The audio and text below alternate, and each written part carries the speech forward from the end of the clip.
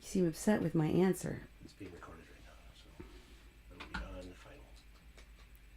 Be quiet now.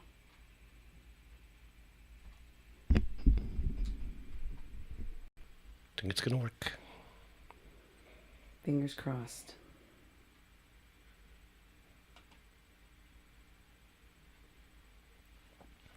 There we go. Get the song. Yep. Let me work this. Oh, I gotta find us real quick here, okay? Let me do a sound check. Yep. Sound check. Testing 1, 2. 1, 2, 3, 4, 5. Testing 1, 1, 2. 2, 3, 4, 5. 5, Mhm. 5. Esta es la canción del 5. Mhm. Still waiting. Things look good. Looks like it's Let me rolling. find us. It's taking me a little bit here. All right. Un momento, s'il vous plaît. Un moment, s'il vous plaît. S'il te plaît. Okie dokie. And I Do we have see us, audio? but I can't click on us for some weird reason. Let me refresh. Facebook is being weird. Okay. Can you see us out there? Can you hear us? Folks hear us? Oh, there we are. Good. Finally! We're in. Well, it took a while. Yeah, it can be delayed like over 30 seconds. Okay. Finally! Oh! So happy.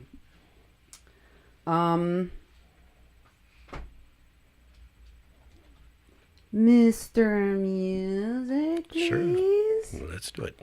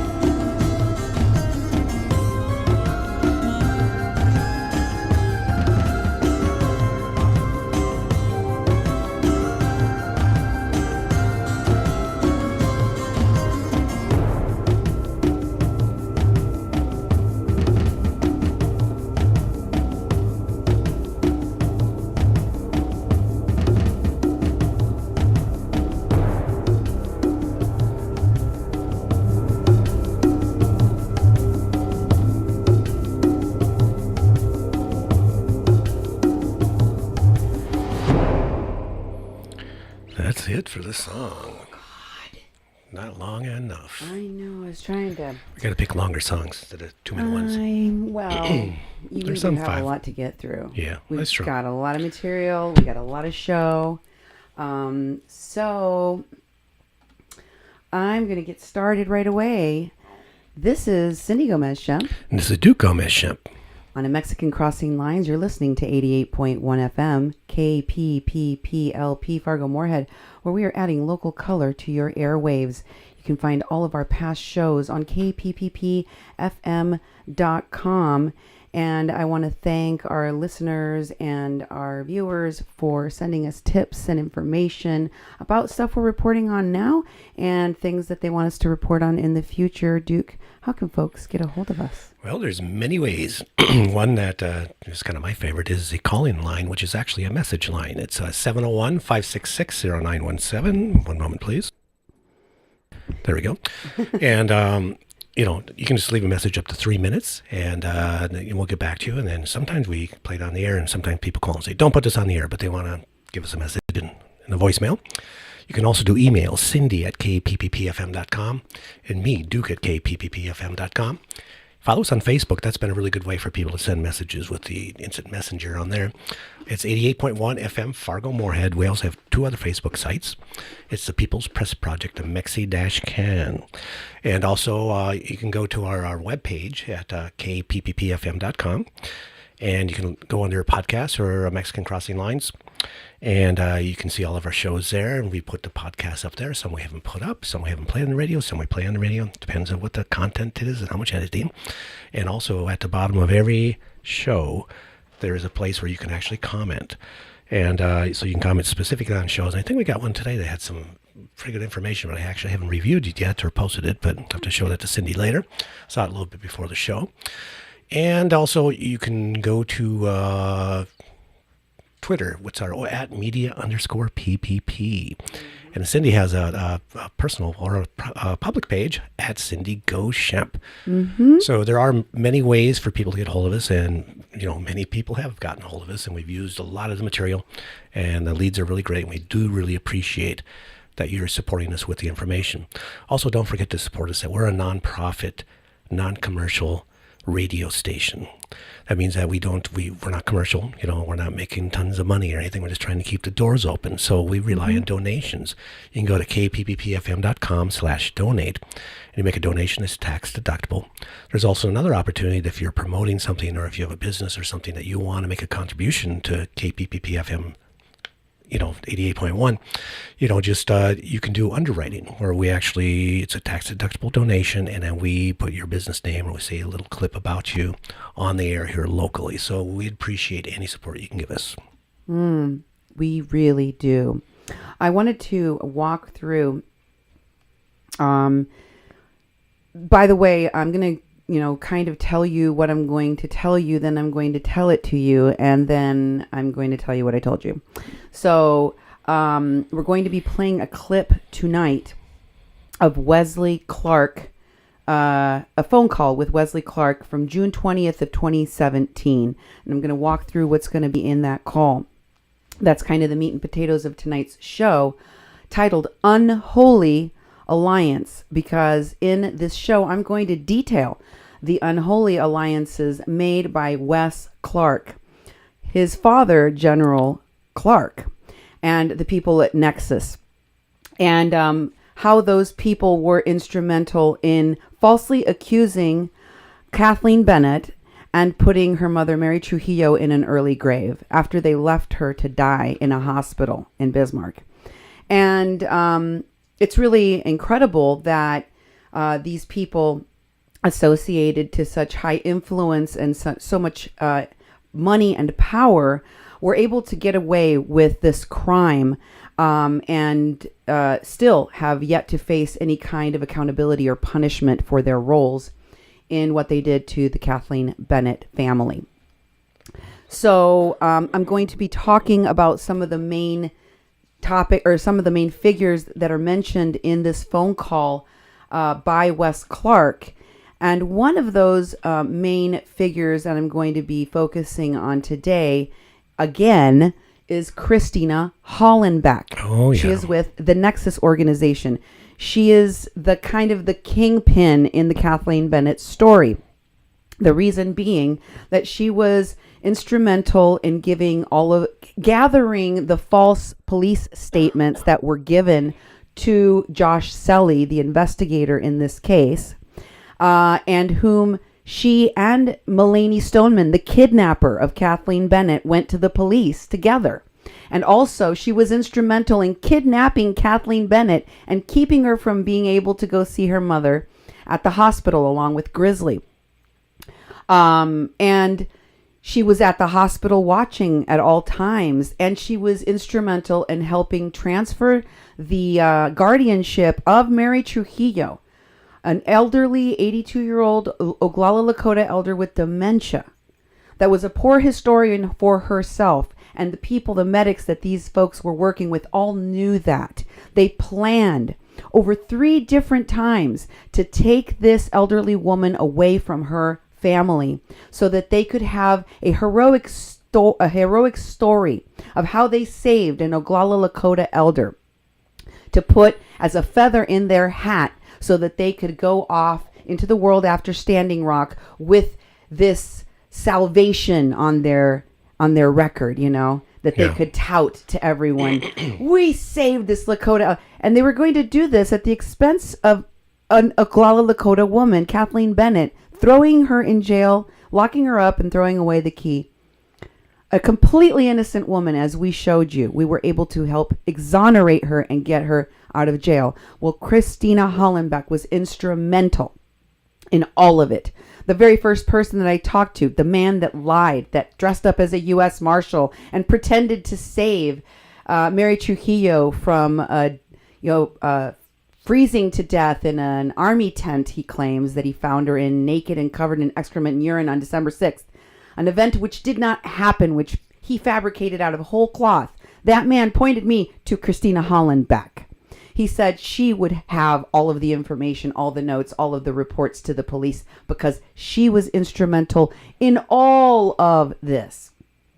And if you don't know who Christina Hollenbeck is and what Nexus is, and you want to know more about how she was connected to the crime I am describing to you right now, I'm going to read to you a list of shows that I have done in the past in which she appears.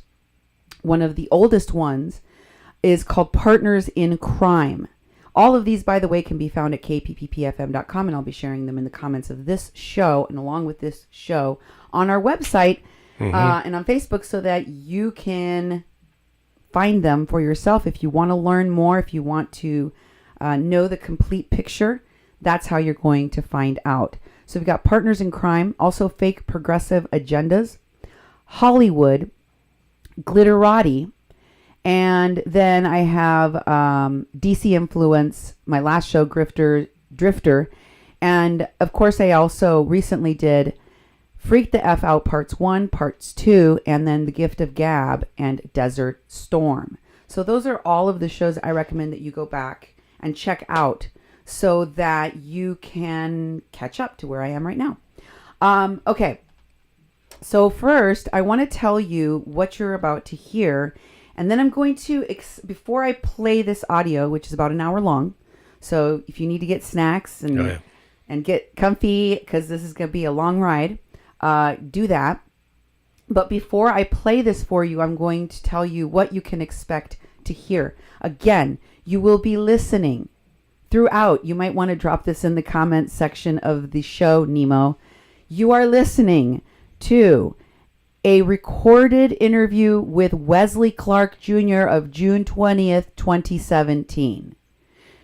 You are going to be listening to that for about an hour and change coming up after I explain who is going to be prominent in this clip, in this interview that you are about to hear. And I'm going to explain some things about those people, what I found to be so disturbing about what I learned about those people and what they're associated with, and why you should be concerned as well. And I'm going to start off by talking about something I never thought I would be talking about. Earth Battalion and Jim Channon. So in this call, again, which is from last year, June 20th, 2017, I was talking to Wes Clark about the the previous conversations that I shared with you on Freak the F Out 1 and 2 and 3, and then the other couple of shows that I did after that, that pertained to that same 6-hour long interview that I did with him that day, where he said he was going to the FBI and he was going to report all of this, and that there was going to be a terrorist attack, and that he was the victim. Wes Clark Jr. was the victim of a Russian blackmail operation. Yeah. And that all happened. He, was telling me the numbers on the license plates of the cars and describing people around him and telling me he was in danger. So we were talking about that. And now in this phone call, he's referring back to the conversation and telling me again about the impending, terroristic threat that he feels is supposed to happen the following day, June 21st. It's imminent. It's imminent. We're talking the day before there's supposed to be a terrorist attack on America, which he tells me he's reported to the FBI. And in this call, he's going to tell me that he spoke to 2 Congress members, which I already mentioned previously in my last show. I did not share the conversation yet. It was a shorter call in which he tells me about Congress members Ro Khanna and also Tulsi Gabbard, whom he's reached out to. And there was one other Congress member that he talks about talking to, and I shared all of those names on my past show.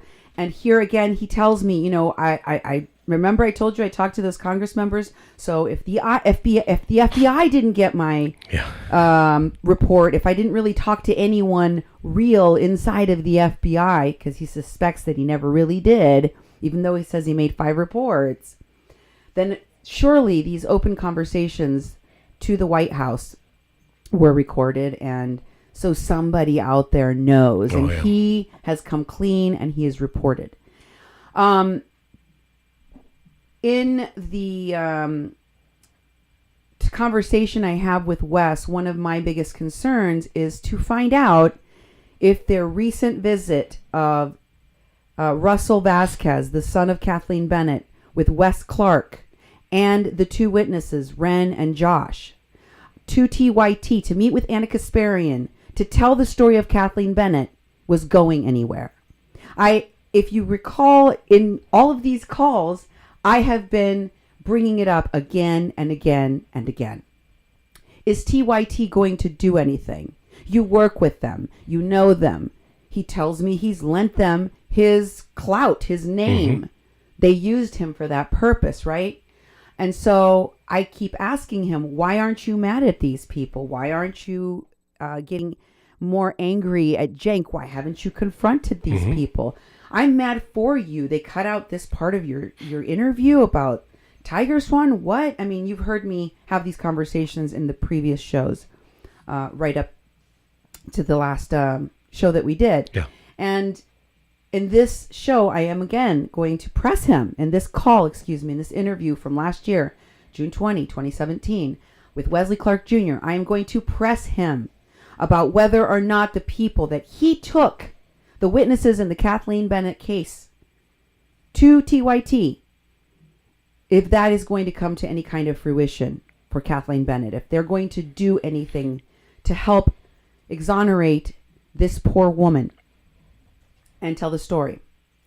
And we talk about that a little bit. The other things that we talk about are Jim Shannon and Earth Battalion. Now, I want to be clear.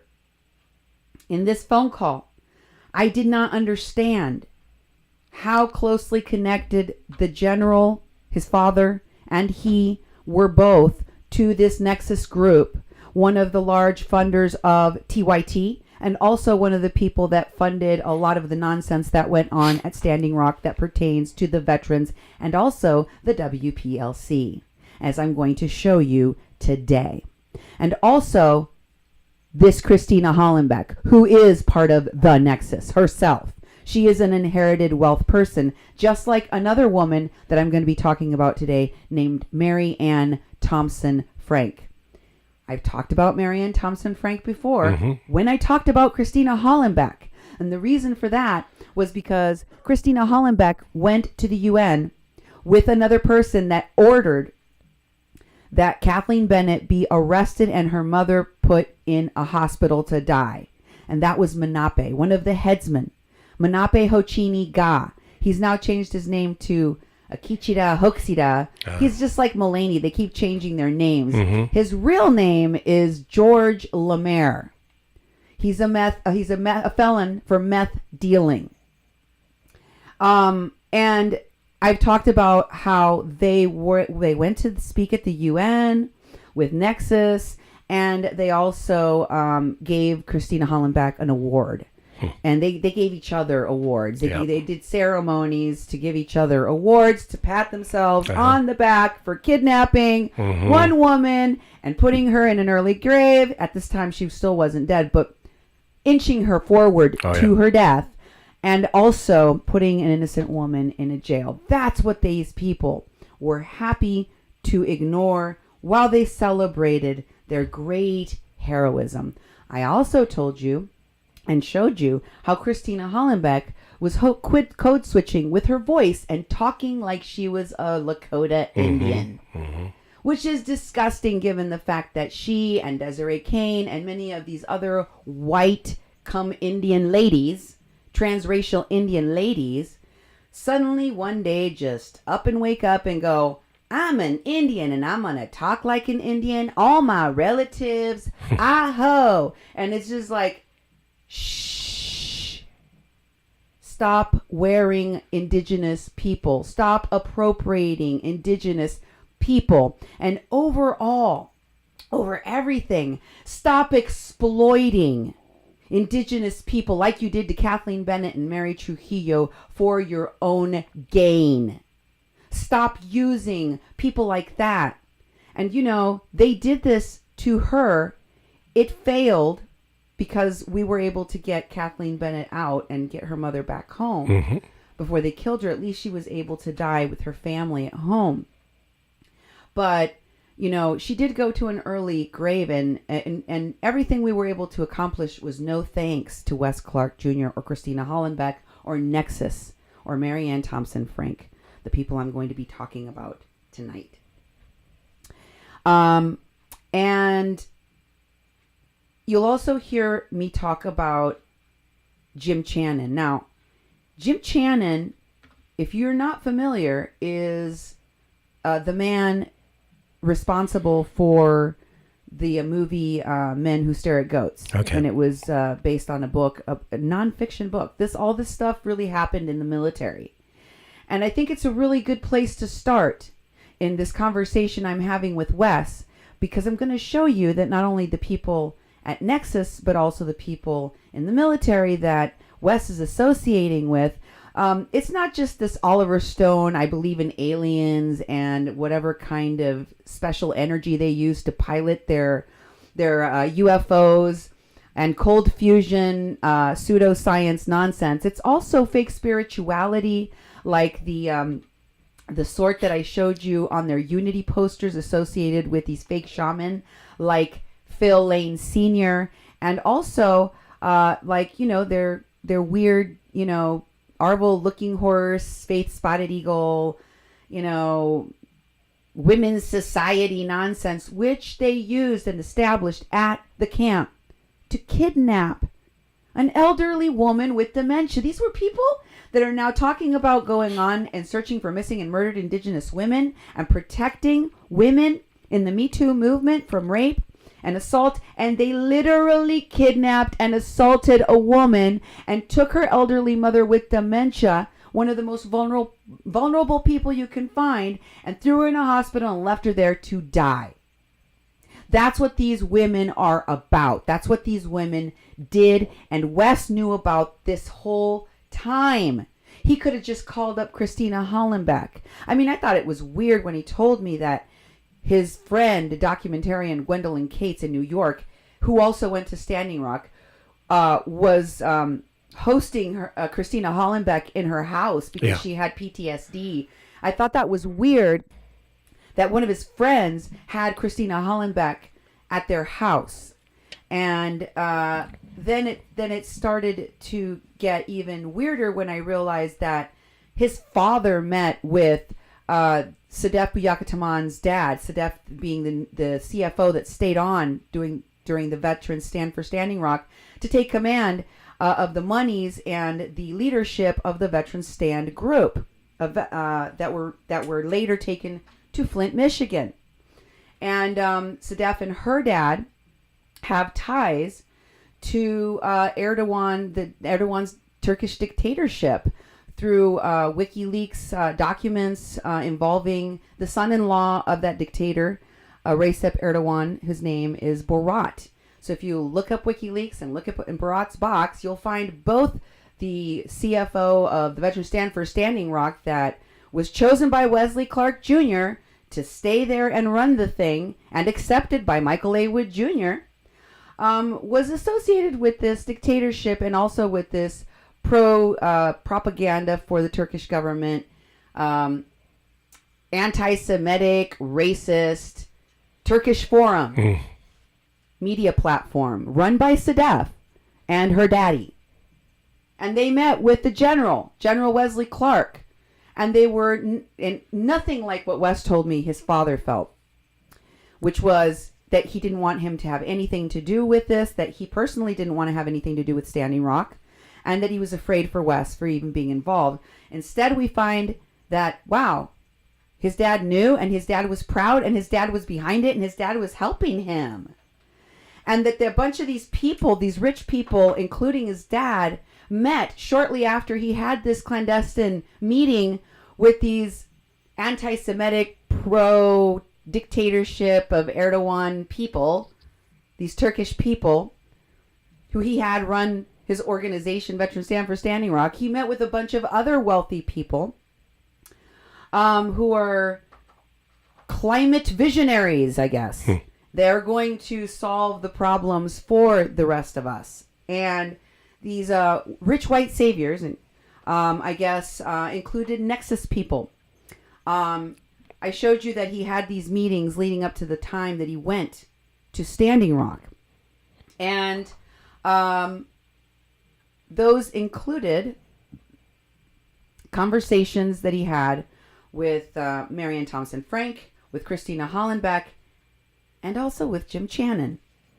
And I believe that Jim Channon was involved not only in sending weirdo, and I say weirdo because this stuff is really weird to me.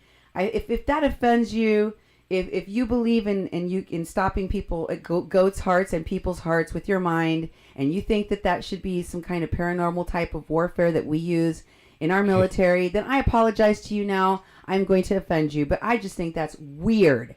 I think all these people they're missing a bolt in their cabeza. Like, están locos. Seriously, these people are loco. That Cold Fusion stuff with Oliver Stone and then Nora Maccabee, and then they're pushing this with Phyllis Young, and they're getting involved with MIT. I'm going, oh dear Lord, does anybody fact check people? Does anybody check people's background to see what these people are about? Because this is some crazy stuff. So I want you to put up the wiki for Jim Channon. Those of you who don't know who he is, I'm going to explain a little bit. I'm going to have you read this, honey. Okay, let's make it bigger so people can see it. This is a wiki for Jim Channon, which I didn't know who he was until you started talking about him. It says, no, I hadn't heard of him. I'd seen the movie. Yeah. But I didn't know anything about him. He was born January 11, 1930 and lived till September 10th, 2017. He was a U.S. Army Lieutenant Colonel, New Age futurologist, and business consultant. He's primarily known for authoring the 1st Earth Battalion, Operations Manual, 1979, later editions, a popular book pointing the way towards New Age transformation in the U.S. military. The graphic-heavy publication was inspired by Stuart Brand's Whole Earth catalog. He had a B.A. in Fine Art and an M.A. in Behavioral Communications from the University of Kentucky. He also held a Master of Military Arts in Sciences, an MMAS degree from the United States Army. He was a United States Army Command and General Staff College and a Master's of Strategic Studies degree from the United States Army War College. Okay. He served in the U.S. Army as an infantry officer from 1962 to 1982 and completed 2 tours in Vietnam in the Vietnam War. His work and philosophy during the last years of active duty were documented by a journalist, John Ronson, in his 2004 book, The Men Who Stare at Goats. According to Ronson's book, Shannon spent time between 1977 and 79 with many of the people in California, credited with starting the human potential movement, including forays in the Esalen Institute, and in 1979 wrote a 125-page operations manual for a proposed First Earth Battalion. Oh, what? That's right. I remember this guy. This crazy guy. It's crazy, Yeah, right? his concept was that new generation of warrior monks would utilize paranormal abilities and countercultural principles to better prevail in future conflicts with the nation's adversaries. At a subsequent 1979 briefing at the Fort Knox Officer Club, Shannon presented his concepts of commanders, who he claims immediately made him the first commander of the First Earth Battalion. Sharon has also been told a slightly different version of the story, which takes place during a meeting of the think tank Task Force Delta, which first convened in 1983 and occurred at Fort Leavenworth, Kansas. After retiring from the Army, Shannon continued to promote his concepts as he worked on an organizational transformation consultant to such companies as AT&T, DuPont, and Whirlpool. In 1990, he was featured in Fortune magazine as the business world's first corporate shaman. Really, he was described as specializing in. I think, and I want you to remember that phrase, corporate shaman. The business world's first corporate shaman. He was described as specializing in helping managers express their vision by creating a picture that makes corporate goals tangible and against a starry universe or escape background. But at the heart, he sees himself as a shaman.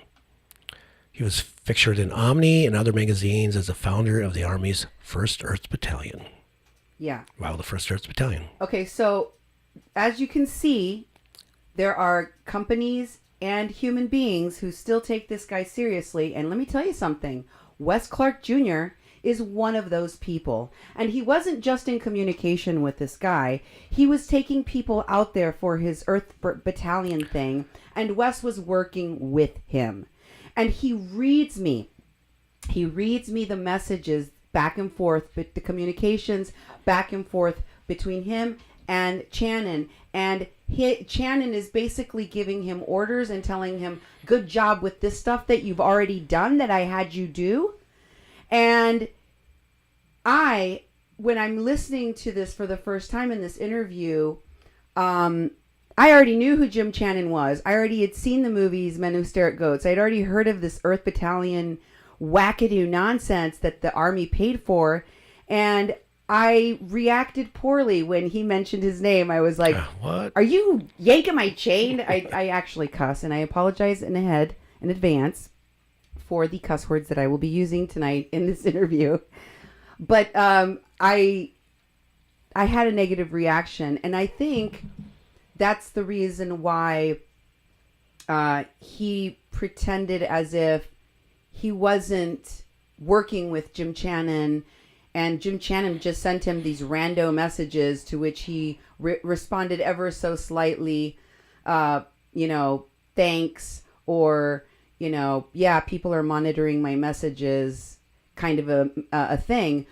But as I'm listening to this now, as I realize now how he's connected to a bunch of these wackadoos at Nexus and at Standing Rock and with all sorts of weird pseudoscience crapola, I am no longer in shock that he was working with Jim Channon and the Earth Battalion. Nope. Doesn't shock me anymore. And you know what? I think Wes Clark Jr. is trying to mimic Trump because he's, how you get to the point where you every day there's something crazier that Trump does and you no longer have the time to be shocked or surprised by it because it's just so common. That's what he's doing. That's what Wes is doing. And he kept ramping that up over and over and over and over again. So, once again, I no longer have the ability to be shocked by the kinds of crazy things that Wes Clark Jr. and his daddy, General Clark, were associated with, and how they were literally interfering with our energy infrastructure out at Standing Rock, in policy out in D.C., and how they are interfering with campaigns and movements, our elections, current ones and past, and how they're involved all the way up with the people that have been threatening this reporter and this station for reporting on Kathleen Bennett, to include people working for Sputnik. If you remember, I told you there were some Russian spies that were trying to get us to stop reporting on this story because they intersect with Roger Stone, Donald Trump, Julian Assange, and yes, InfoWars, and yes, Oliver Stone's son, Sean Stone. Yeah. And I told you how they've also connected back to Wes Clark and the general. So, to those reporters who I have called in the past, who have told me, like Katie Benner at the New York Times, that this does not have anything to do with the Department of Justice, I would respectfully like to disagree with you, madam. I do believe that this has everything to do with the Department of Justice.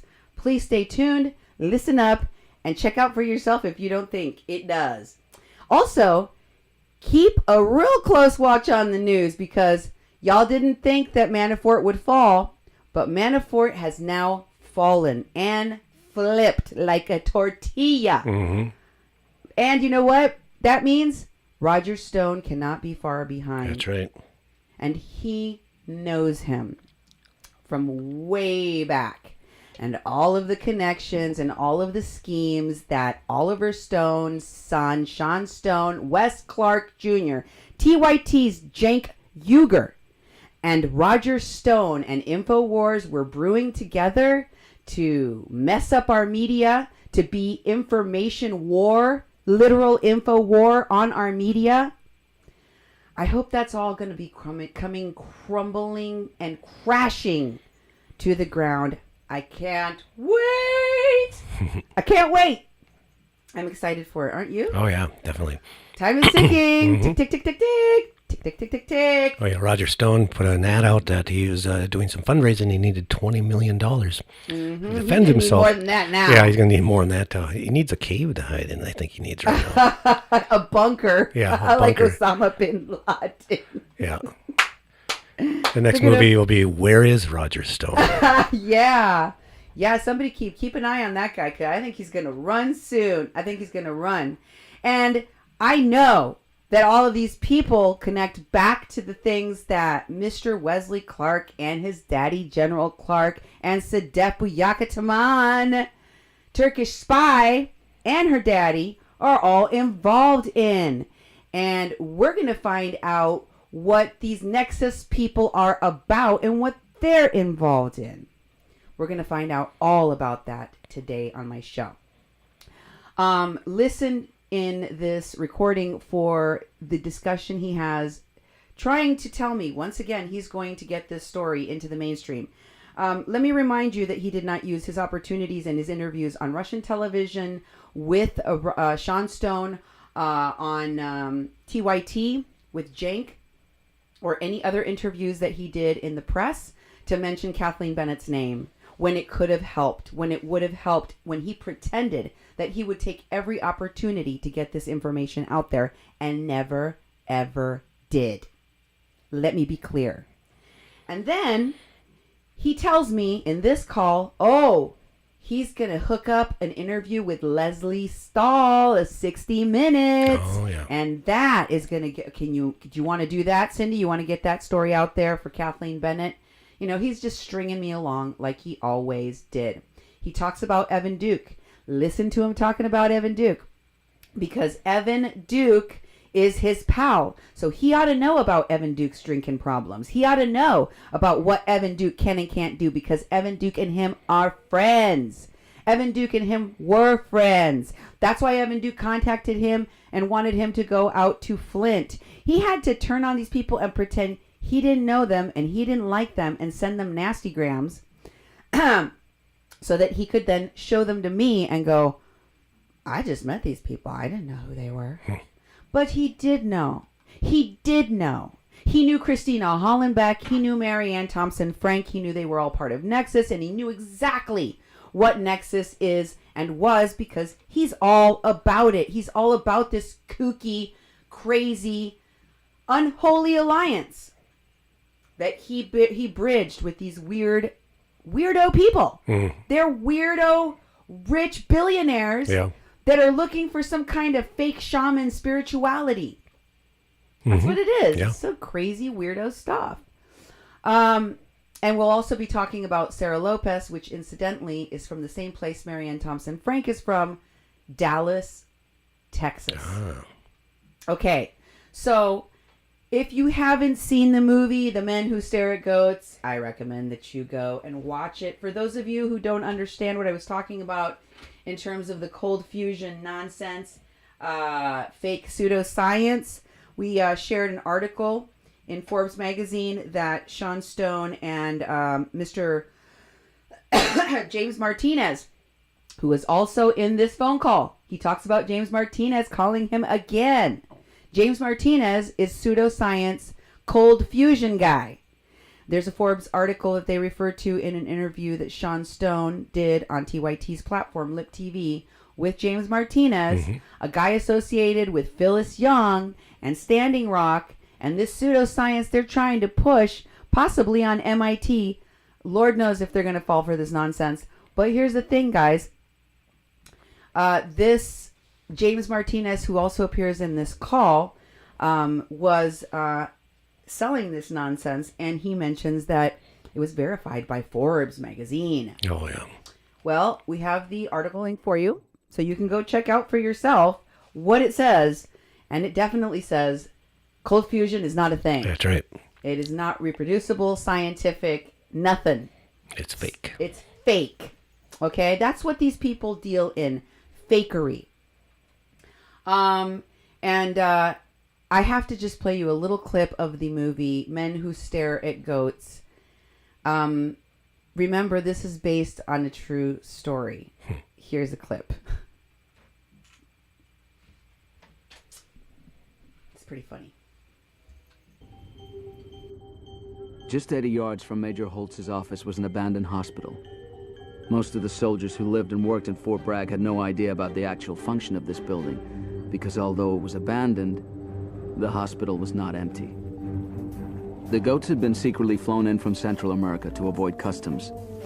Special forces weren't worried about regular soldiers hearing the goats because they'd been depleted. Goat Lab was originally created as a secret laboratory to provide in-the-field surgical training for Special Forces soldiers. The goats would get shot in the leg with a bolt gun, and then a trainee would have to dress the wound successfully. Goat Lab actually used to be called Dog Lab, but it turned out most soldiers didn't feel good shooting dogs in the leg. The Army, though, had long felt fine about doing stuff to goats, even testing atomic weapons on them. It's gone, Bob. I can't find him. I've lost my powers. It's a curse. What curse?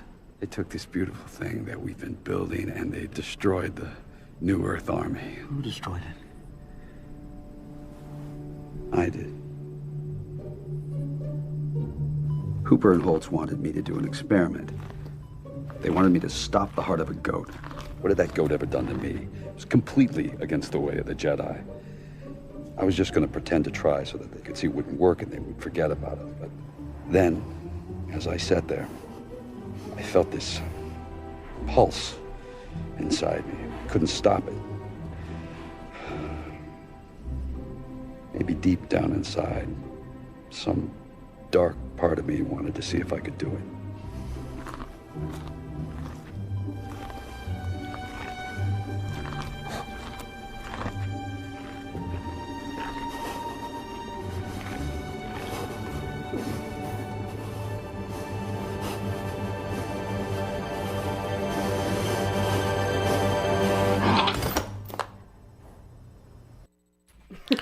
Wow. I still laugh every time I see that. It's so crazy. Yep, for sure. If you recall, at the same time, there was a group of women who were closely connected to Wesley Clark Jr. and all of his shenanigans, Manape and Christina Hollenbeck and Seven McDonald, and that was Maggie Day. And closely connected to her also was Carol Dix, the woman that gave us the money for the legal fees. I believe she did that. I believe that they directed her to do that in a desperate attempt to get close to Kathleen Bennett and get information about her case, which she did get to some degree. Mm-hmm. But when she started getting too nosy, I had to rein her in. I had several conversations where I made Carol Dix cry and told her, you did not purchase an Indian. Yeah. You cannot tell this woman or her family what to do. You do not get to do that. These were back behind the scenes things that occurred that I never told you guys about at the time. But as a professional, especially one that has worked on many legal cases in the past, I knew that the most important thing was to protect Kathleen Bennett's case. And to do that in the media and within the media and without the media, mm-hmm. everywhere, yeah, right? Exactly. And so I relayed to all of you what occurred at that time when, we got rid of, or eventually we realized that Seven McDonald and Maggie Day were working together and that they had been hired by Wes Clark himself and that he was in the know of all of this when it all came out. And I finally confronted Maggie. A bunch of people went away and I told you who they were. Mm-hmm. One of them was Angela Printup. Oh, yeah. Remember she used to be the go-between, having these conversations with Bill Renning-Fisher? Oh, yeah. Because they were always connected to Bill Renning-Fisher. Wes was probably riding around with Bill Renning-Fisher. He told me he was driving around with the other guy. Who was the other? His cousin? Von Bolage. Von Bolage. So, of course he hanged out with Bill Renning-Fisher. Yeah. And Angela Printup knew that. And Angela Printup was constantly making comments, if you will recall, in the comment section of the show. Men who stare at goats. Men who stare at goats. She kept telling me about what the operation of Wes Clark and his people out there was. And she kept saying, this is some men who stare at goats' shiz. Yeah. And I was like, is this woman high and drunk? Or what is... And a lot of the times I did talk to her, I think I felt she had been drinking quite a bit or was high or something was really off. Mm-hmm. But she was right. Because she knew, because she was on the in with all of these other people that suddenly disappeared. And so, kids, I guess the moral of this story is, I got your number. I will eventually get your number.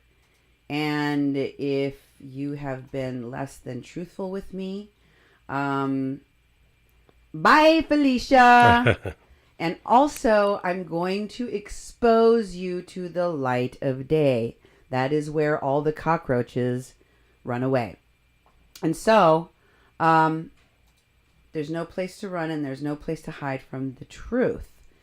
And the truth is that these people have always known more than they claim to.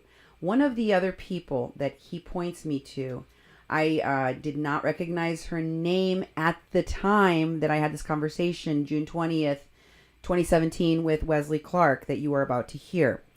But Marianne Thompson-Frenk is brought up by him on this phone call several times. Listen for that.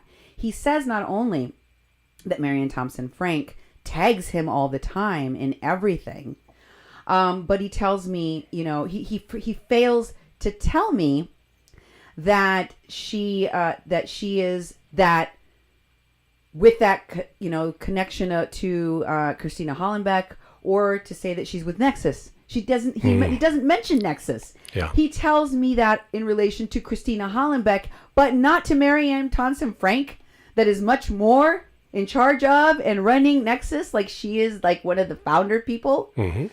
No, he doesn't mention Nexus. He mentions that she's from Dallas, Texas. He mentions that, you know, she tags him in everything. That's what he tells me about Marianne Thompson-Frenk, this woman with all of this inherited wealth. And he talks about it in relation to Sarah Lopez, another woman with a lot of connections to Hawaii, where many of the people from Standing Rock that were involved in the Kathleen Bennett kidnapping at Standing Rock, the Mary Trujillo kidnapping, and the false imprisonment of Kathleen Bennett, all went to celebrate with Mama LaDonna, LaDonna of Standing Rock, that was funding a lot of these phonies and criminals, and took them all on a little vacay with the rapist Red Wolf Pope, as we heard in our last call with Wesley, and a whole bunch of these other criminals that were involved in the Kathleen Bennett story.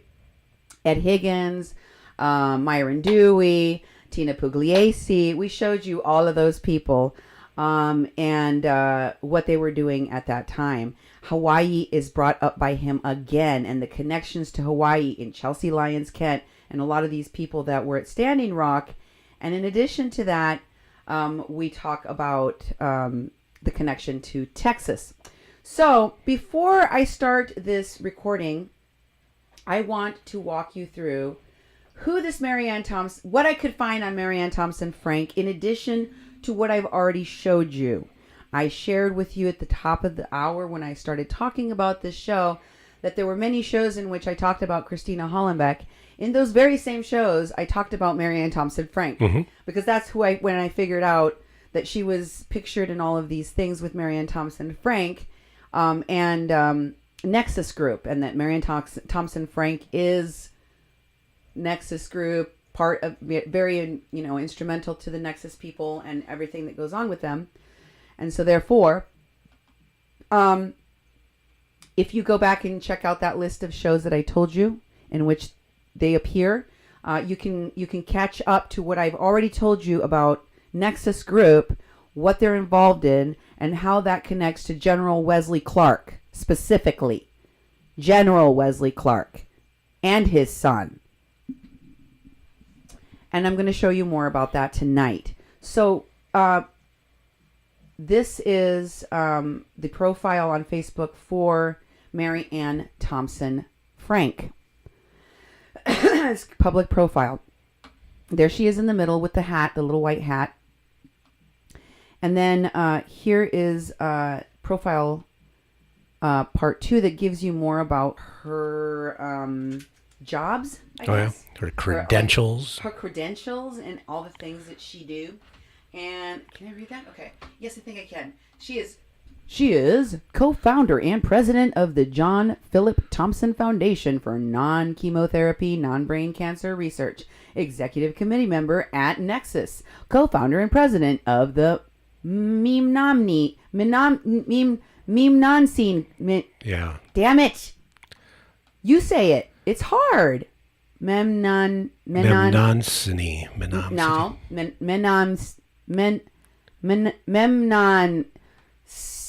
This is going to give me an aneurysm. Sin. Nassine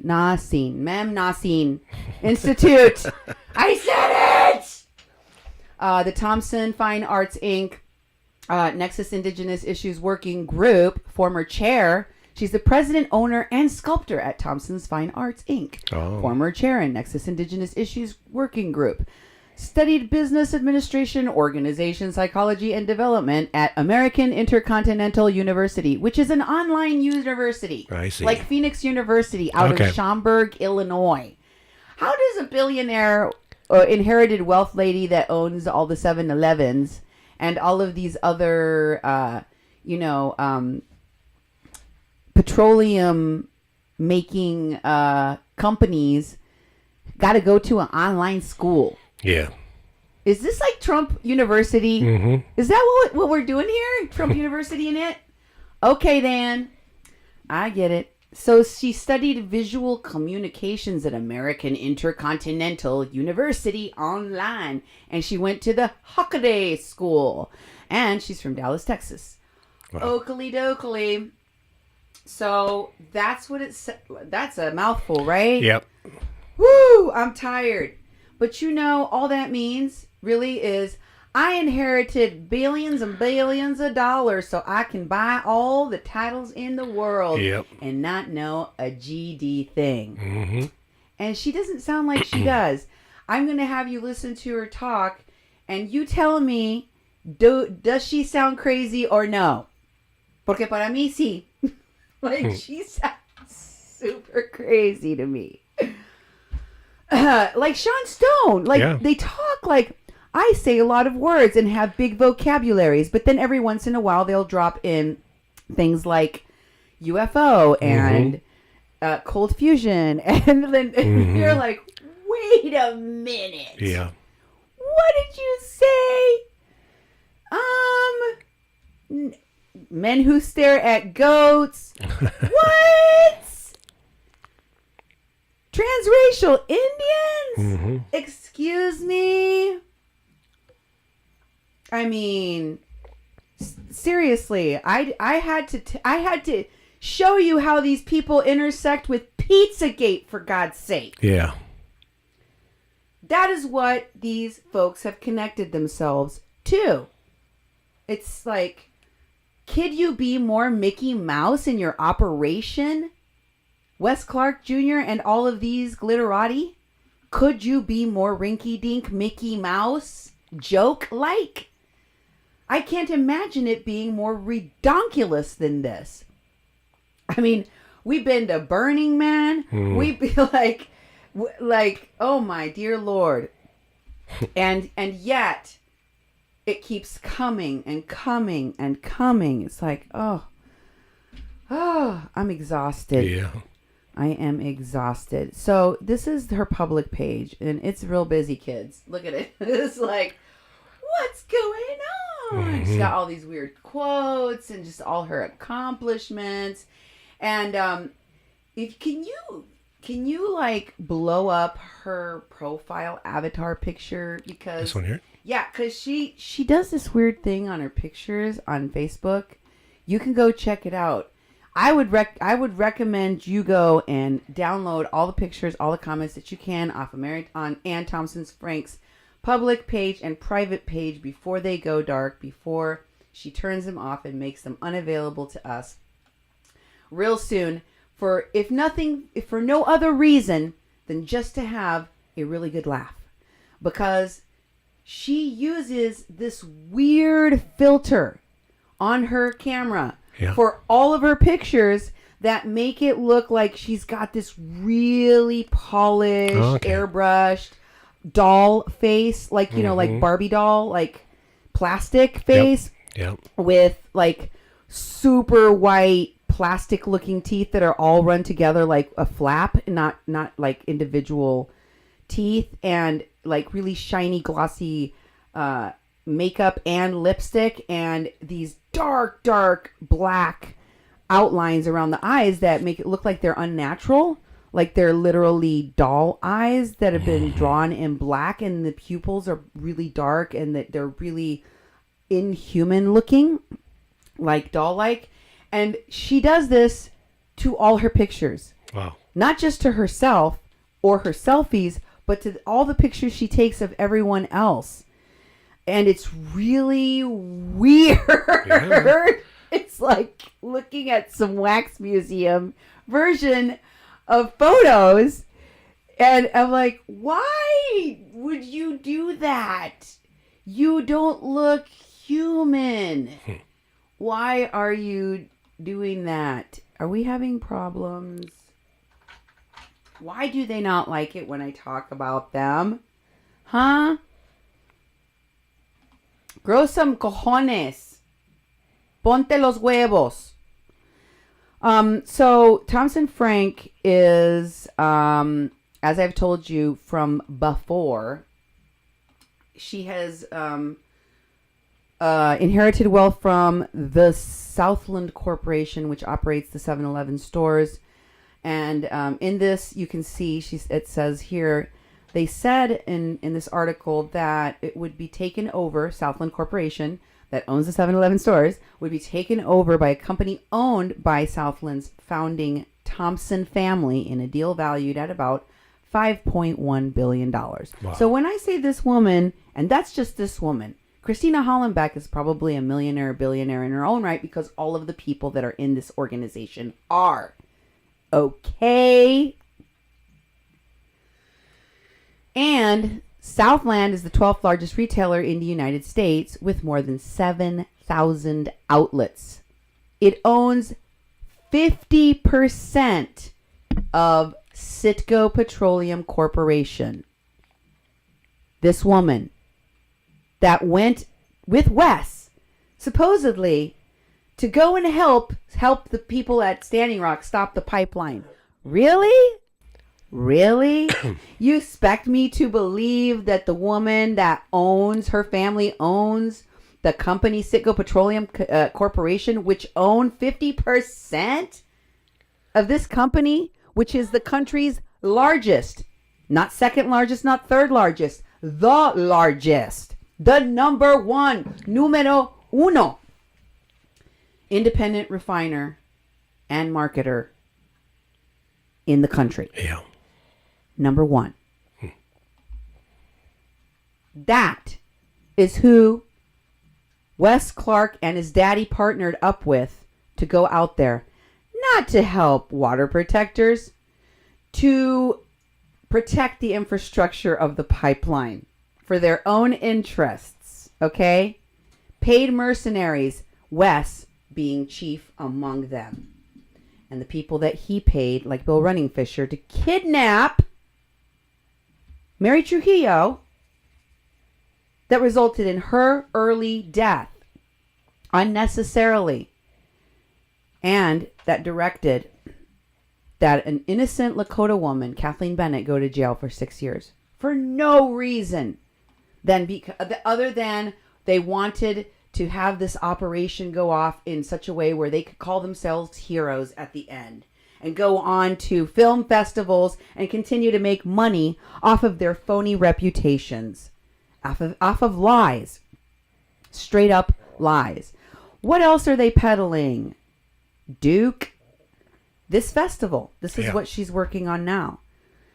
And right after you take a look at this, I'm going to have you tell these folks, these lovely people, what you have been able to find out about this Nexus group. Mm-hmm. Okay? Mm-hmm. It says, I'm so excited, humbled, and thrilled to be asked to MC the Aspen Shining Mountain Film Festival led by the incomparable Diana Vitrock Kessler. Please join us this October for what used to be blah, blah, blah. So what's going on October 7th through 8, 2018? That's coming up, folks. Yeah, I want to show you everything she got her fingers in. This lady. What does she got her fingers in? Shining Mountain Film Festival. In Aspen. In Aspen. So the Thompson-Franks sent Marianne Thompson-Frenk away to boarding school when she was a young child. Here's a picture of her. That kind of inherited wealth. That's what we're talking about here. And look, there she is. And it says on there at the very bottom, a Hockaday School. The Hockaday School. That's what she was talking about. The Hockaday School. You want to go check out what the Hockaday School and the leader of the Hockaday School is and what they teach there? Go ahead. It's a boarding school. It's one of her early mentors. And she talks about having lots and lots and lots of these mentors and shaman and people that direct her life along with her visions and her dreams. And these folks, I think that the reason she's like this is because she's experienced many strokes and seizures. And also because she's adopted. She was adopted at age 5, taken from her culture, tradition, and raised by a bunch of billionaires that have no concept of reality, that want to Earth Battalion some shiz together, that want to... Wasn't it Tuesday? Not age 5, at 5 days old. Oh, that's right. Excuse me. Yeah. Thank you for the correction. 5 days old. She was Sounds like that went through quickly. Real quickly. But you know, the thing is that she doesn't know. And what she talks about and what she wants to, wear and put upon herself, even though she is genetically Mexican, she is not traditionally Mexican. She doesn't know the language. She doesn't know the tradition. She may have touristed herself to places and then spirited herself away from there. Like she traveling all over the world. That's fine. I see that. But that doesn't make you knowledgeable of these indigenous things. Not even if you pay a fake shaman to say so. Not even then. Right? Because they don't sell their knowledge to billionaires. That is not a thing. So if you have one that is your personal shaman and billionaire friend, that's a fake shaman. Almost 100% guaranteed, because real ones don't sell themselves to the highest bidder. Mm-hmm. They don't sell ceremony. They don't go to Burning Man. They don't hang out with Earthship pseudoscience BS. Don't do it. They do not. Just to clarify, because you're going to hear a lot of BS on this show. And I just want to make sure that you understand that, real indigenous people, shaman exist, but these are not the people that these billionaires are hanging out with. They ain't them. Okay? Just so you know. But Thompson-Frenk did have, here's some of her background. She has a lot of quotes there about herself. This was a photo taken at her birthday party in which they all dressed up in like Mad Hatter tea, kind of like Looking Glass, rabbit hole kind of thing. So you think people should be allowed to deny LGBT peeps like me? I'm a B. I think she means bi. I've seen on other things that she talks about that she considers herself bisexual. A cake because our existence goes against your spiritual beliefs? But now, what do you have to say about those politicians citing the recent Supreme Court decision as a means to justify not serving people on the basis of their race by citing their spiritual beliefs? So, you believe that it's okay to tear children apart from their parents while immediately putting them in separate prisons? But you claim your spiritual beliefs are rooted in Christianity, which tells you the real sin of Sodom and Gomorrah was refusing hospitality to angels traveling in disguise as people in great need. I tend to tell people who ask, what is the root problem in the world? What is the crisis of consciousness? Oh, yeah. So you say you're pro-life, and therefore all women should be forced to give birth regardless of what the women need or want. But what if you believe that denying CHIP, children's health insurance programs, to newborns and young children fighting for their lives seems to not be supporting the lives of children? But now the USA's root problem is a crisis of conscience. If we don't salvage our moral compass, we will lose not only our direction, but ourselves. Oh, yeah. Our very selves. Yeah, she cray. She Yeah. cray. Uh-huh. She is so freaking weird. They have like this weird pseudo-scientific new AGBS consciousness melding your mind with paranormal goats, and I don't know, these people are fucking crazy. Yeah. I'm sorry, they are. And she and her husband have this Yeah.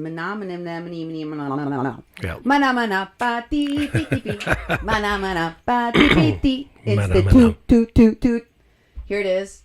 Joshua is her husband. Again, he looks really effing weird in the picture because she did that filter on his face. Yeah. It made him have the creepy eyes. But you can see there, it says his name, Joshua Raymond Frank. The tall one is her husband. I see. And the guy there is Lawrence Bloom and Green Source DFW at Lake Cliff Park. And it's the Memnosine Institute. Okay. So they have this institute, as I've shown you, in addition to the Nexus thing. Okay, because I want you to understand when you're hearing Wes Clark in a moment talk about his connections to this woman and everything, I want you to know how deeply connected they really are. And what that means, and what this cray-cray woman billionaire is into, and what this cray-cray woman Christina Hollenbeck are into. What these cray-cray people who like buying shamans and like buying Indians that tell them what they want to hear and let the pipeline go through. That's what these people purchase. They purchase sellouts like LaDonna and Chase Iron Eyes, like Phyllis Young. They purchase them. They buy them with dollars. And this institute is part of the people there. You see three guys. There's a Mexican on the other end next to Joshua, the husband. Okay, that guy right there is the guy that took over for Marianne Thompson-Frenk for the Nexus Indigenous Working Groups. And his name is Isaac Samuel Kinney. And I'm going to show you a little clip where she introduces him and says he's the one that's taking over for her. And I showed you on my show where I told you that Christina Hollenbeck was back in North Dakota, that Christina Hollenbeck, the criminal, was back here in North Dakota with MIT Solve, the Lakota Law Project, Chase Iron Eyes, and Phyllis Young, and LaDonna, and that they were all out there with John Gonzalez, and that they were doing this MIT Solve thing. Remember I told you about that? Mm-hmm. And there's this guy, this guy that's connected to the Manana Institute. Okay? Now, I want you to read what it says in the caption there. Three beautiful souls. With Three hearts beautiful of gold. souls with hearts of gold. I admire these gentlemen so much, from left to right. My wonderful hubby, Joshua. Then Kunal Sud, one of our oldest friends, a conference curator extraordinaire, and a board member of Memnosine Institute, and Isaac Samuel Kinney, who is one of the new chairs of Nexus Indigenous Issues Working Group. Yes, these men get things done that help communities greater than themselves, but they also share a singular wit with Joshua Raymond Frank, Kunal Sud, and Isaac Samuel Kinney in New York, New York. And it was July 30th, not sure which year. If you want to go down the rabbit hole and you want to go check out her videos on YouTube, she has a channel on YouTube. I haven't even checked her Instagram. I haven't waded through all the stuff she has on her page on Facebook. But if you want to go and watch her videos on Facebook, on YouTube, what she talks about, her live streams that she's done, and confirm for yourself, how cray-cray she is, go ahead. But I'm going to give you the summarized version of what I found. This is what I was able to find about her organization, institute. Here's a guy in her life. I think he's passed now. His name is Coke.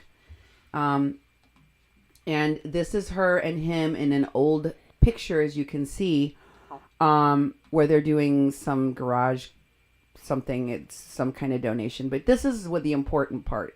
Important part is what is posted with it, which tells the history of this man and what he has done for the Institute. And it says, this was Coke and me. You want to read it? Yeah, this was Coke and me with a whole lot of blue calm. LOL. Coke had a way of making every task seem like an exciting adventure. For those who wish to know Coke Buchanan's accomplishments at the Menominee Institute, here it goes. As co-founder of the Menominee Institute, Menominee Foundation, Coke helped to establish the organization, articulate its vision, build its unique framework, and design its logo and recruit the diverse staff. He was the first executive director, then later changed to specialize as a director for 3 of Menominee's 7 centers, including the Center for Indigenous Cultures, where he accomplished several historical achievements as director serving Indigenous communities in the organization, including to help negotiate the first treaty in 300 years between the Hopi and the Navajo nations via the Hopi and Navajo Alliance, resulting in preventing the tribes from being taken advantage of by coal companies. By helping negotiate with the Aspen Historical Society, City of Aspen, Aspen Center for Environmental Studies, and the Ute from the first agreement, resulting in the rewriting of historical markers in the Colorado, acknowledging the Ute as having existed in the area before European settlers, and 3 times again made history by taking a major role in negotiating with the Merrill Connection to cooperate with the Maori, bringing back their knowledge of music and traditional healing based on artifacts in the museum. The museum had negotiating with the Young Museum to acknowledge the existence of. Let's make it a little bit bigger. This is another slide. Existence of the Tolteca community is still existing, resulting in Mexico's adherence to the United States agreement, granting their community the human rights promised to indigenous communities, and negotiated with the Aspen Historical Society to collaborate in multiple award-winning exhibition that was one of the first in the nation to include an indigenous community, Ute, to participate in curating their own history. Coke was also instrumental in helping to negotiate with Maya and Tolteca leaders to reestablish their relationship for the first time in 500 years. He helped reunite the Hopi Nation with the Tolteca people of their origins for the first time since their separation, and helped take a leading role in the creation of the International Summit on Indigenous Environmental Philosophy, which resulted in the Redstone Statement, which has been resulting agreement of indigenous leaders and environmentalists from around the world. Coke also played a major role in providing food to the Hopi Nation during the unforeseen famine. Coke was also responsible for overseeing the launch of 2 cultural centers campuses in Mexico, and took active role in supporting the Standing Rock via collecting provisions for their legal defense to adapt to sub-freezing temperatures. As director of the Center for Spirituality, Coke worked closely with multiple universities, museums, scientists, musicians, and religious institutions in Dallas and Houston to form the Sacred Geometry Renaissance, exploring applications of sacred geometry from architecture, metaphysics, quantum physics to biochemistry, music, and more. As director of the Center for Global and Local Outreach, Coke was instrumental in hosting Un momento, por favor. Instrumental hosting the Liberian Community in New York and resulting in the greatest number of USA Liberian refugees testifying for the Liberian Truth and Reconciliation Commission, designing and overseeing the School Out of a Box program aimed at bringing higher education to the poorest regions of the world, hosting events in support of the LGBT community on racial issues and other human rights issues, and helping negotiate with both Dr. Don E. Beck and Barbara Marks Hubbard to agree to combine their work in the formation of a virtual science monitor aimed at helping nations worldwide achieve the United Nations Sustainability Development Goal. Locally, he recently worked closely with the leadership in Menansinine Center for the Environment and his sister Libo to help combine Oak Cliff Earth Day with the Run for Environment. As public writer, he published articles in Menansine's Empower Journal, highlighting the human rights issues, and most recently was one of the only 3 Texans to receive the intensive nonviolent protesting training, resulting in serving as a statewide volunteer leader in the Poor People's Campaign. We've talked about them. And who's connected to that? Desiree Kane and Wes Clark. Do you see how these people are connected to it all? Nexus is connected to it all. La la la la la la la.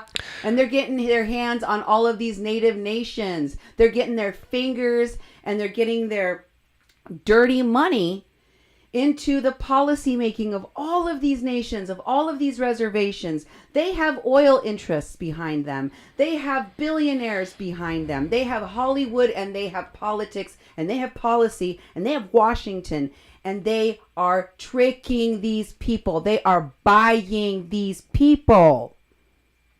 That's what's happening. Mm-hmm. I need you to go into the folder Unholy Alliance and grab something I just threw in there for you. I just threw it in there. It's called the KKK. And it's brand new. The KKK or just KKK? It's just KKK. Okay. You said the KKK. You definitely have to reload. And while he's loading it, I want to read you one of the people that runs the Menansin, I can't say that word, center. Marianne Thompson-Frenk of the Nexus Group that basically, as you've seen now, helped to finance not only the Young Turks, but also Wes Clark's Veteran Stand at Standing Rock, the people associated with the WPLC, the Water Protector Legal Collective. Well, that organization, as she stated on her public page, the Menansin Institute, Interfaith and Interracial Volunteer Initiatives, she says they do there. She said that I've watched in awe as creator led the son of the KKK's Grand Dragon to wind up overseeing the Menansin Institute Interfaith and Interracial Volunteer Initiatives.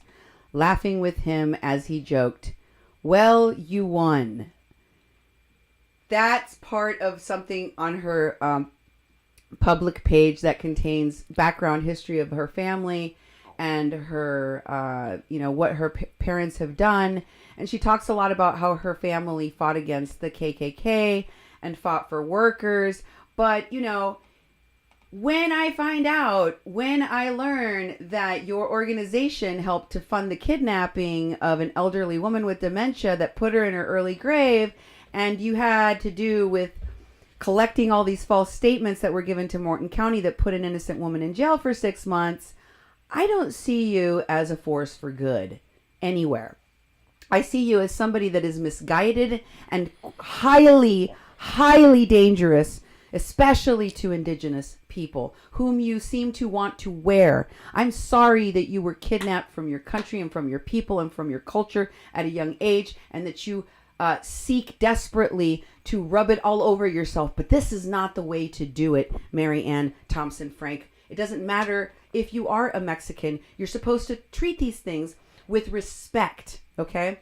And Burning Man, Coachella style, that ain't it. Buying Indians that will tell you what you want to hear also is not it. That's a mockery of our true spirituality and our real shaman. Okay, so let me tell you more about this woman. Did you get through all of the Coke things? Yeah. that read all the way to. So we've got all of the connections to Desiree Kane and Wes, and now I'm going to show you what money can buy. It can buy you a lot of press, a lot of media, and she gets around to a lot of different media outlets. Here she is on the cover of Business Fit magazine, and her pictures are so creepy sometimes. Yeah. That filter's weird. I don't know if the filter makes that picture on the magazine look weird too, but anyway. Next one, we have her on the cover of Mujer USA. And then here she is on the cover of Femme Internationale. And then here she is on the cover of Woman Global. And then here she is on the cover of Forbes Mexico. Oh. And then here she is on the cover of Femme Internationale again. Yep. And then here she is. Is that it? That's it. Okay. Yeah. I'm like, I know I could go on and on. oh, so when you have money, like these folks do, remember one of the events that was held where General Wesley Clark appeared, and so was Colin Powell. They rented out the Forbidden City in China. Is that not insane to you? What these people with money can do? The Forbidden City. Yep.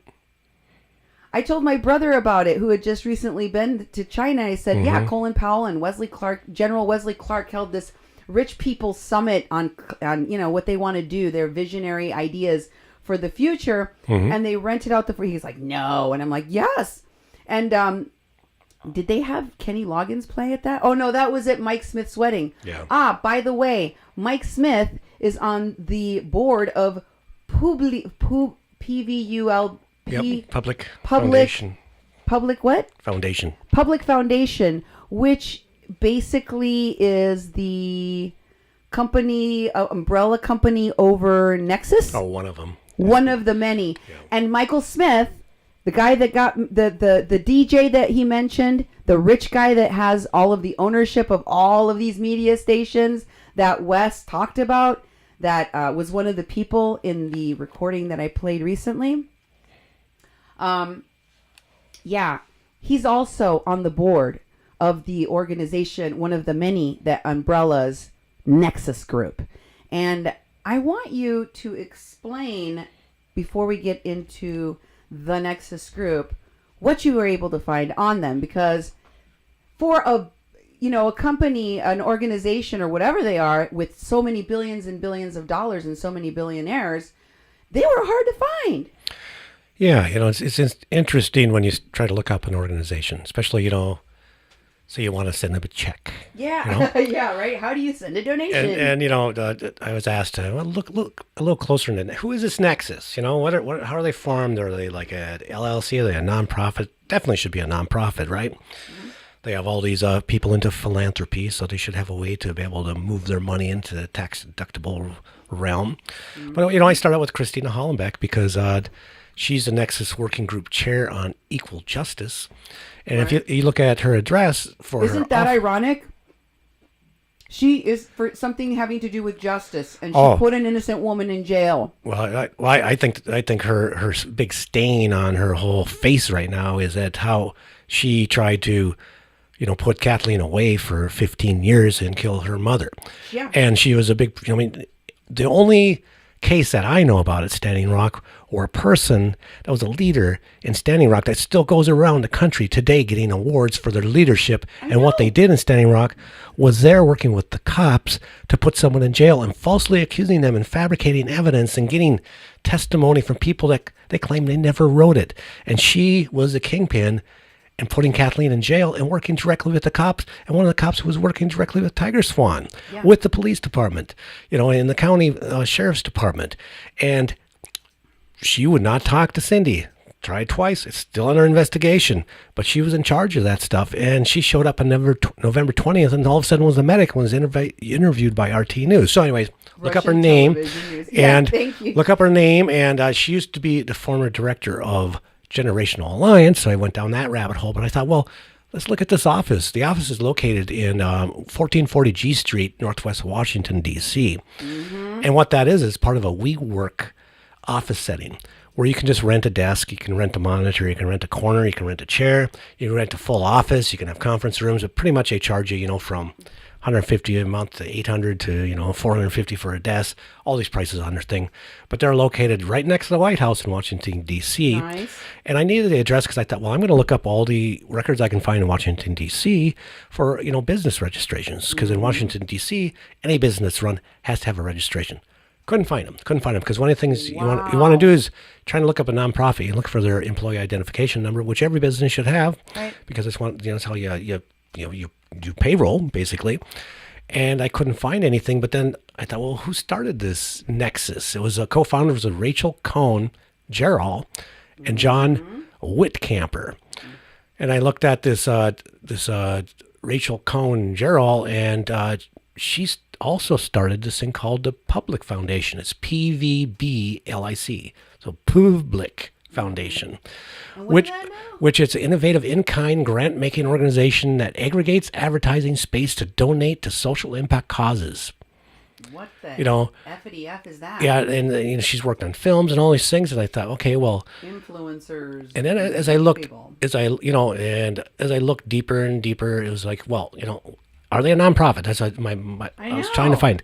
And I found something on one of their pages. Someone asked a question, was in a frequently asked questions. Okay. And it said, so, is Nexus for profit? And I said, no, Nexus is a fiscally sponsored project of the Giving Back Fund, which is a 501c3 non-for-profit. Donations to Nexus are tax deductible. We earn revenue from our summits and forums, but also rely on our wonderful sponsors and the generosity of our members.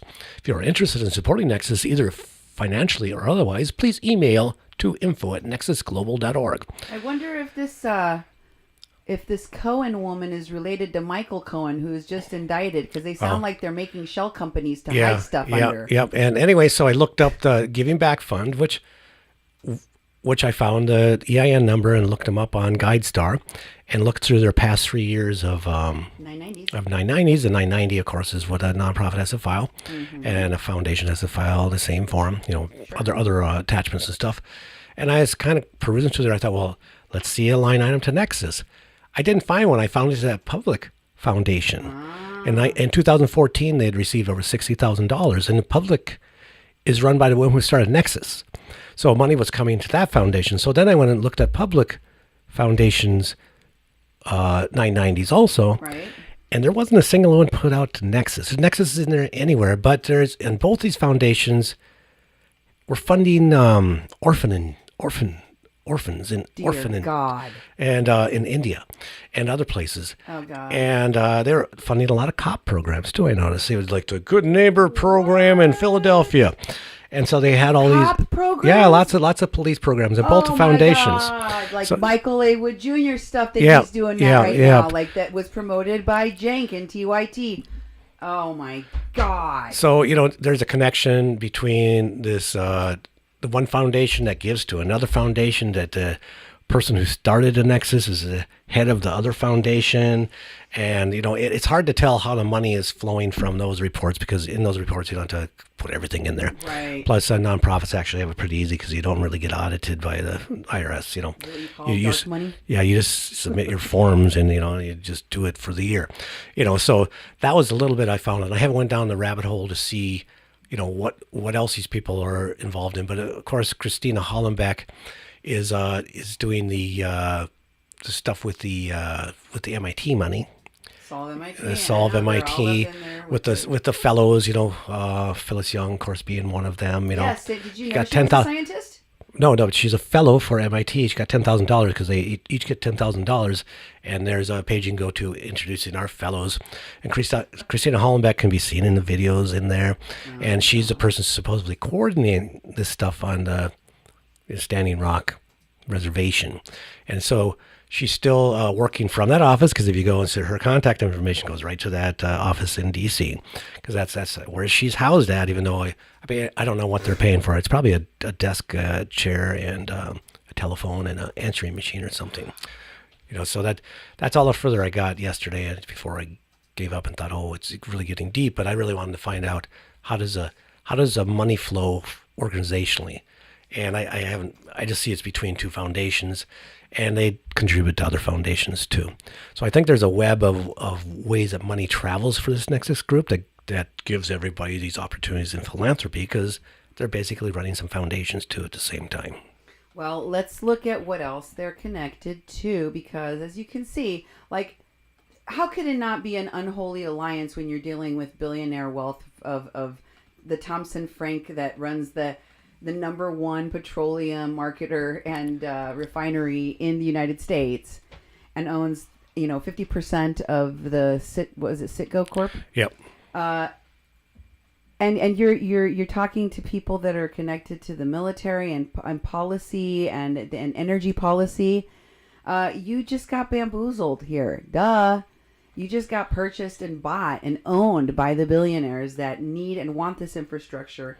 And along the way, innocent people have been hurt. Along the way, Kathleen Bennett was jailed innocently for 6 months, and her mother was put into an early grave because of people in the Nexus group, because of Christina Hollenbeck specifically, and Menape, and Bill Runningfisher, and Mulaney Stoneman, and L'Oreal Blackshaw. Mm-hmm.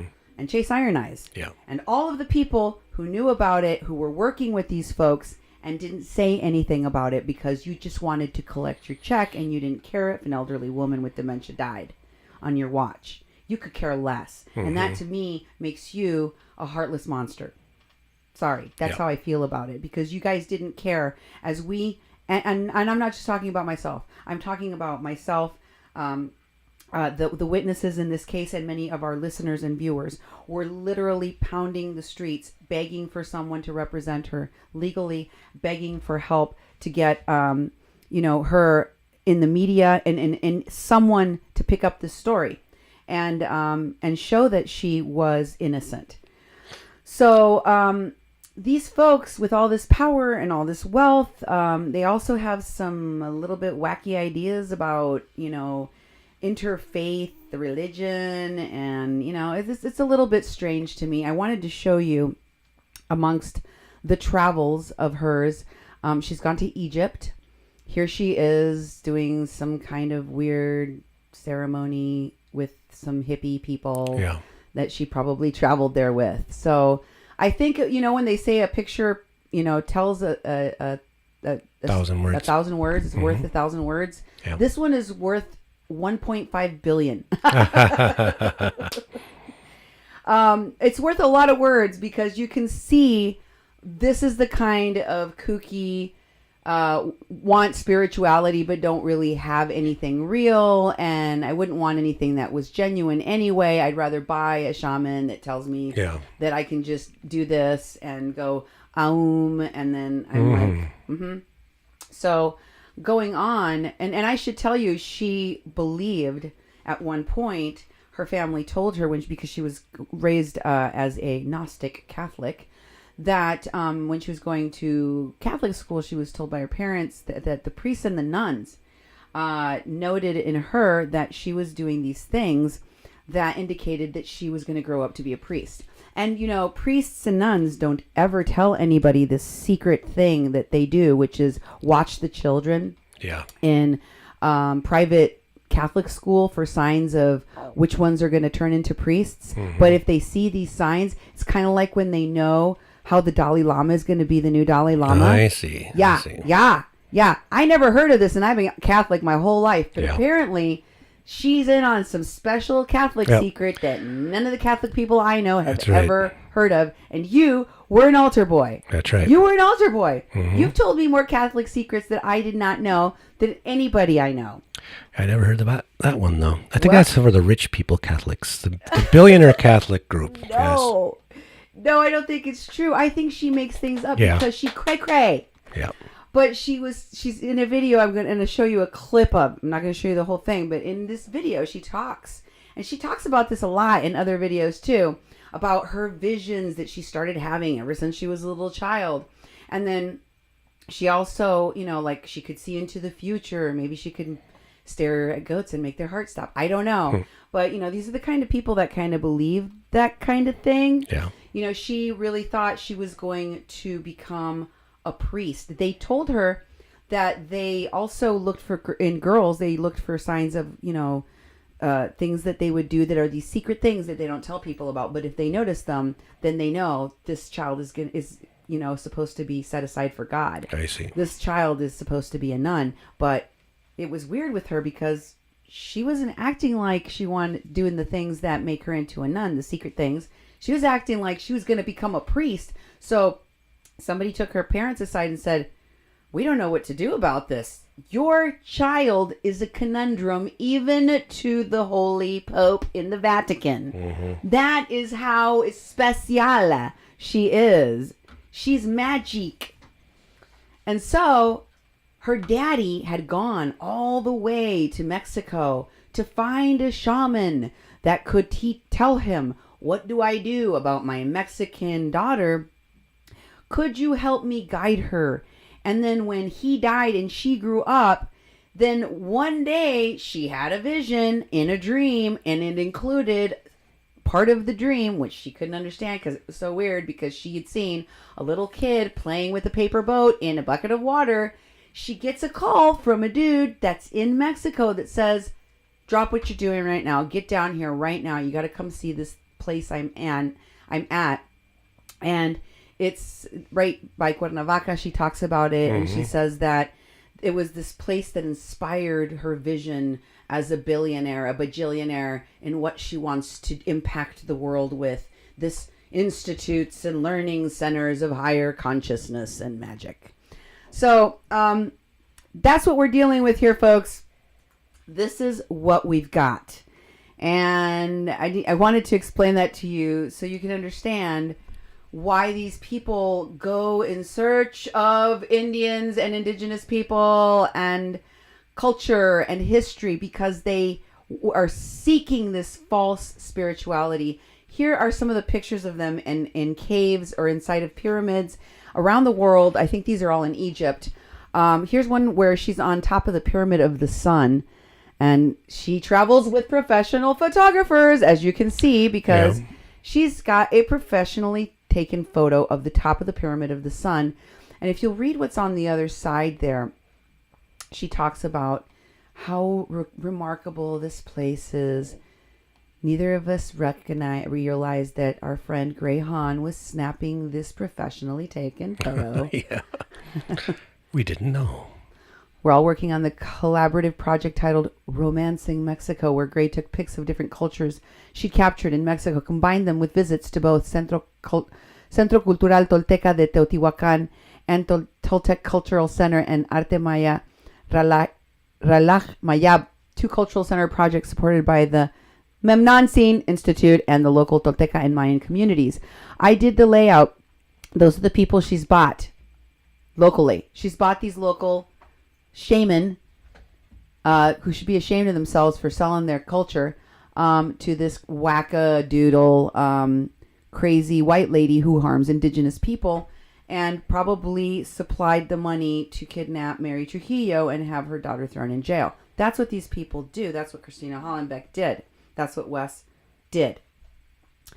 And she says, going on, I did the layout and the writing to accompany the pics, and several others added their own essays, including Philip Collins and Adolf. Which one? Hitler? Yeah, all Adolf. of which was translated by Andras Corban Arten. The book, Romancing Mexico, photos by Gray Han, writing by Marianne Thompson-Frenk, has been in the process of publication ever since. From first one publisher who says they do it all in Spain to back in Mexico where it all began. Hopefully we'll be able to share it with others in 2018. Pyramid of the Sun. Mm-hmm. Here's another one. She really does enjoy buying spirituality. And they're inside of Egyptian pyramid. As you can see, there's an opening in the pyramid where light shines through, and where it touches the person, they look like a being of light. I see. So they're all illuminated, like Illuminati. Here's another one. And as you can see, they're strategically placing them right underneath that light so that you can see their their faces look like a shining orb of light, like sun. Here's yet another one of her pictures. These are all her pictures, by the way, from her page. Not all of her standing in the light, but others of her friends who she takes on these trips with her that are part of her institutes and her organizations that are all kind of like part of her weird, crazy cult of billionaire. Yep. And they do this weird stuff with Indians. Anyway, here's another one of the ceremonies that she likes to engage in, interfaith ceremonies. Here she is with a bunch of people from Africa, and she's got a bunch of sold out Indians in full regalia, like the kind you can find going to Burning Man, Dan exactly. Nimkin, Chase Iron Eyes, Myron Dewey, those kinds of sellouts. She bought some here, and she bought some at Standing Rock as well. And as you can see, she likes performing ceremonies in full regalia with them. Is it any surprise we saw all these fake Indians engaging in this at Standing Rock and then later at Burning Man? No. This is what they're into. This is what they do. This is what... And she loves this picture. She posted it. Does it have comments, this one? Yeah, it does. Read that, please. Because this is important. This is what she's connecting to this Indigenous working group from Nexus. This was an intercultural ceremony between the Tolteca and Teotihuacan and some of the Indians she purchased in Mexico. Yeah, and Igbo of Nigeria. Today, after seeing those children behind bars on the bus, I needed to think back. Excuse me. She's talking about the children in the United States that were recently separated from their parents. Yeah. Talking about these children. Yep. That's her in the picture right up front with her phone, with the little hat on. Yep. Okay. That's Marianne Thompson-Frenk. This is what this crazy person is involved. Stay away from Mexican babies. Nexus, you don't have the judgment. If the people that you are working with are Wesley Clark, General Clark, if you're working with the likes of Christina Hollenbeck, people that committed these heinous crimes at Standing Rock, your judgment is very poor. And I hope you carry insurance, because the crimes that were committed against this family, you hold liability for that. You, Nexus. You, Christina Hollenbeck. You, Wes Clark Jr. Y'all. Here is the bus. Oh, go back to that ceremony and read what it says. Yeah, I want you to read it. Finish it. Behind bars. After seeing those children behind bars on the bus, I needed to think back to a beautiful moment of prayer with close friends. Lawrence Bloom was there, and many members of the Nexus Indigenous Issues Working Group. My husband, Joshua, and others, is one of those deep prayerful moments that I reflect on when I need to center onto, it's a Nahuatl word I can't say. She's to center herself with Ricardo Cervantes, Ricardo Cervantes, Mexica, Teotihuacano, Abahayam, Kalu, Uwomo, and Lawrence Bloom. Okay, so let me just clarify that she posted this picture recently after being present with a bunch of her phony rich friends where that bus of children in the cages behind bars inside of that bus were taken on that day, if you recall. And what that day reminded her of is that time when she did this fake ceremony with a bunch of fake people that she purchased, where she got to appropriate Native culture that she doesn't understand or really care about, and it just filled her with warm fuzzies. That's what she goes back to.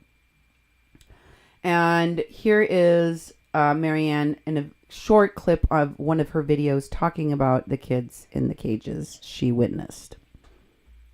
Here's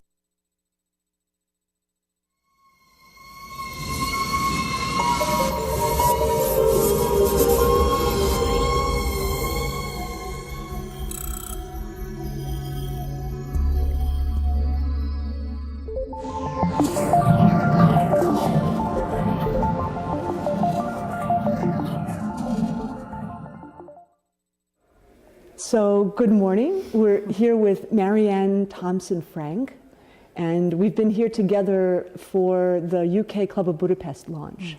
And Marianne, you've shared some of the work that you've been doing with your foundation. And I'm very interested in what your original inspiration for the work that you're doing has come from. Well, thank you.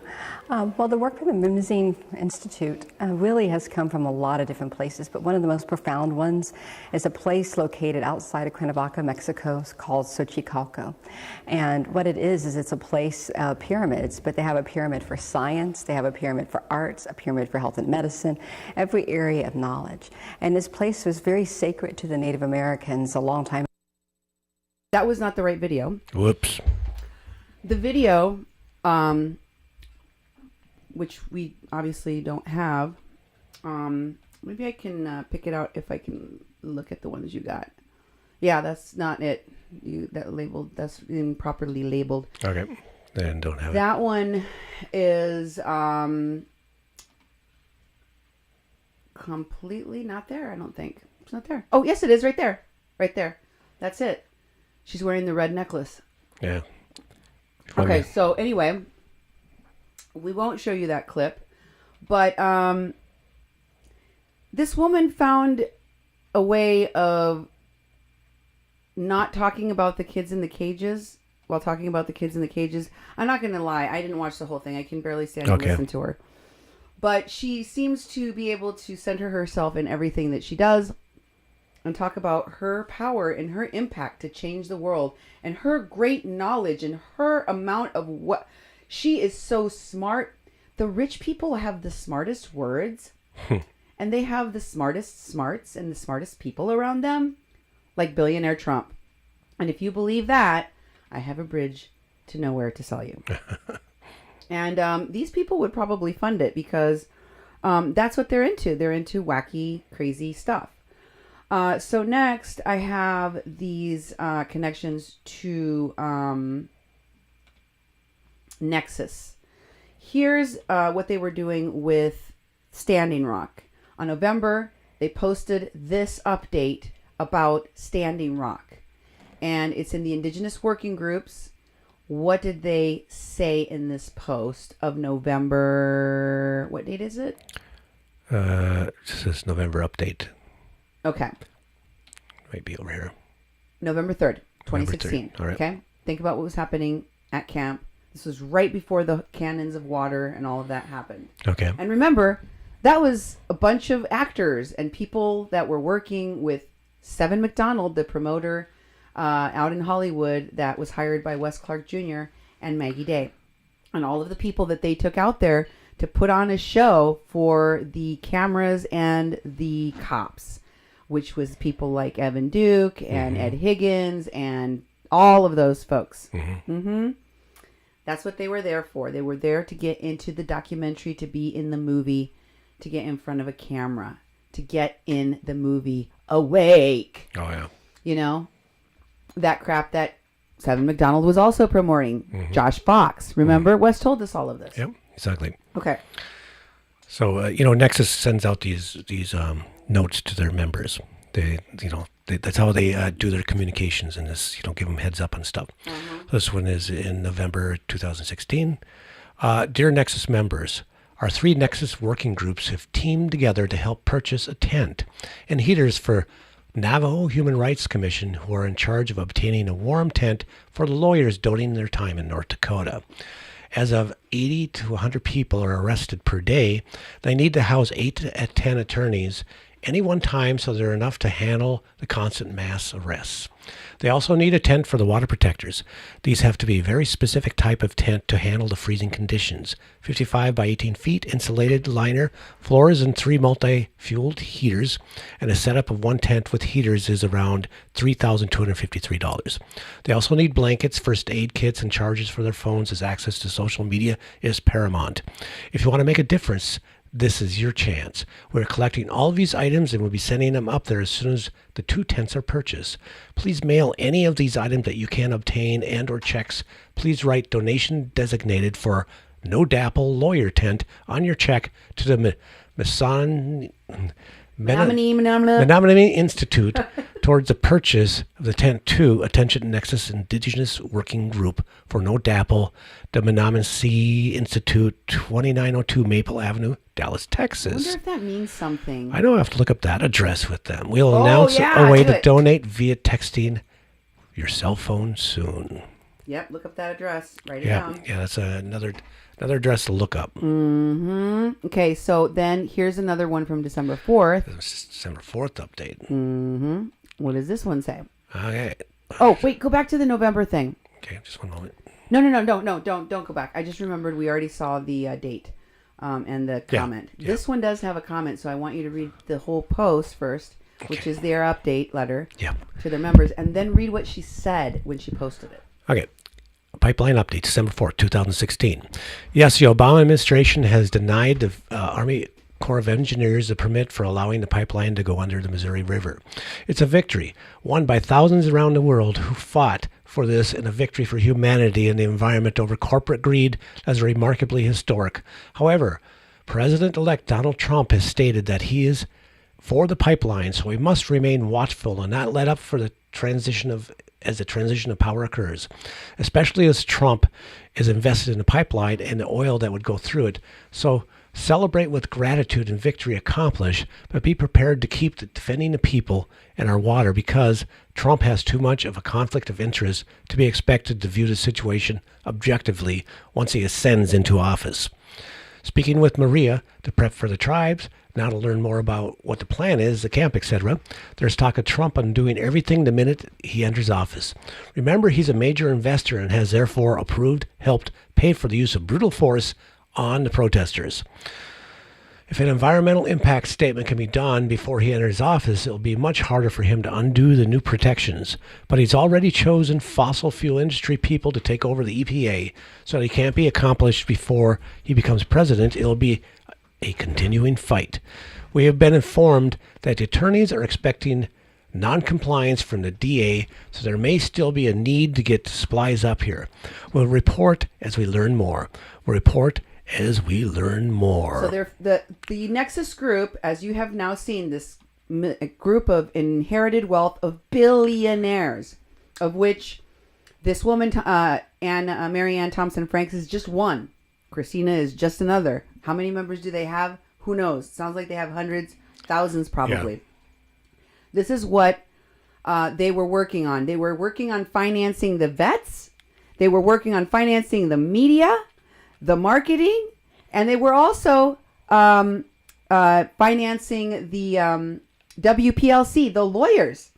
Did you get that, folks?